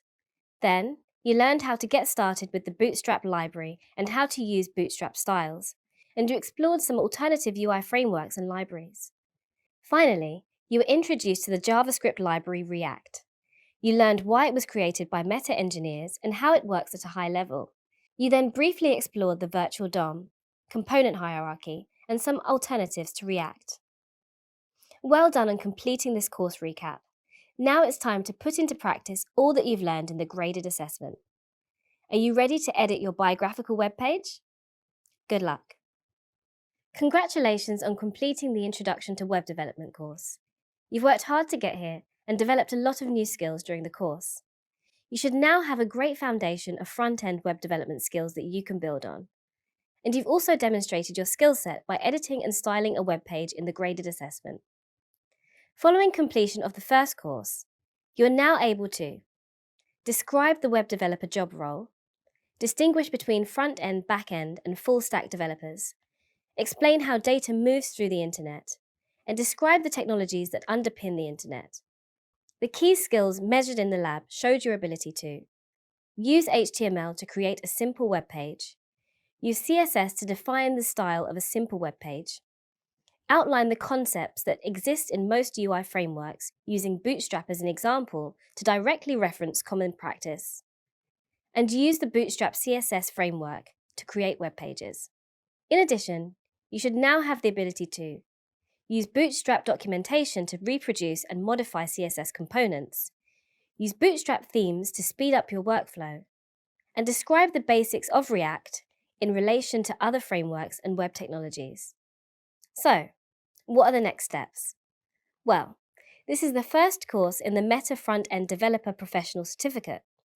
While you've established a good foundation so far, there's still more for you to learn. So if you've enjoyed this course and want to discover more, why not enroll in the second course? Throughout each of these courses, you'll continue to develop your skill set. And in the final assessment, you'll bring together all the skills you've learned and create your own fully functional website. Whether you're just starting out as a technical professional or student, this project will prove your knowledge of the values and capabilities of React. You'll have a functional website to include in your portfolio to demonstrate your skills to potential employers. This shows employers that you are self-driven and innovative. It also speaks volumes about you as an individual and your drive to continue your growth. Once you've completed all the courses in this professional certificate, you'll receive a Coursera certification for Meta Front-End Developer. Meta certifications provide globally recognized and industry-endorsed evidence of mastering technical skills. Congratulations once again on reaching the end of this course. It's been a pleasure to embark on this voyage of discovery with you. Best of luck, and do continue to follow your learning journey. Thanks you for watching my video, please. Like and subscribe my channel. Thank you for spending your valuable time with us. Your views and support mean the world to us. We couldn't do it without you. Thank you for being a loyal viewer.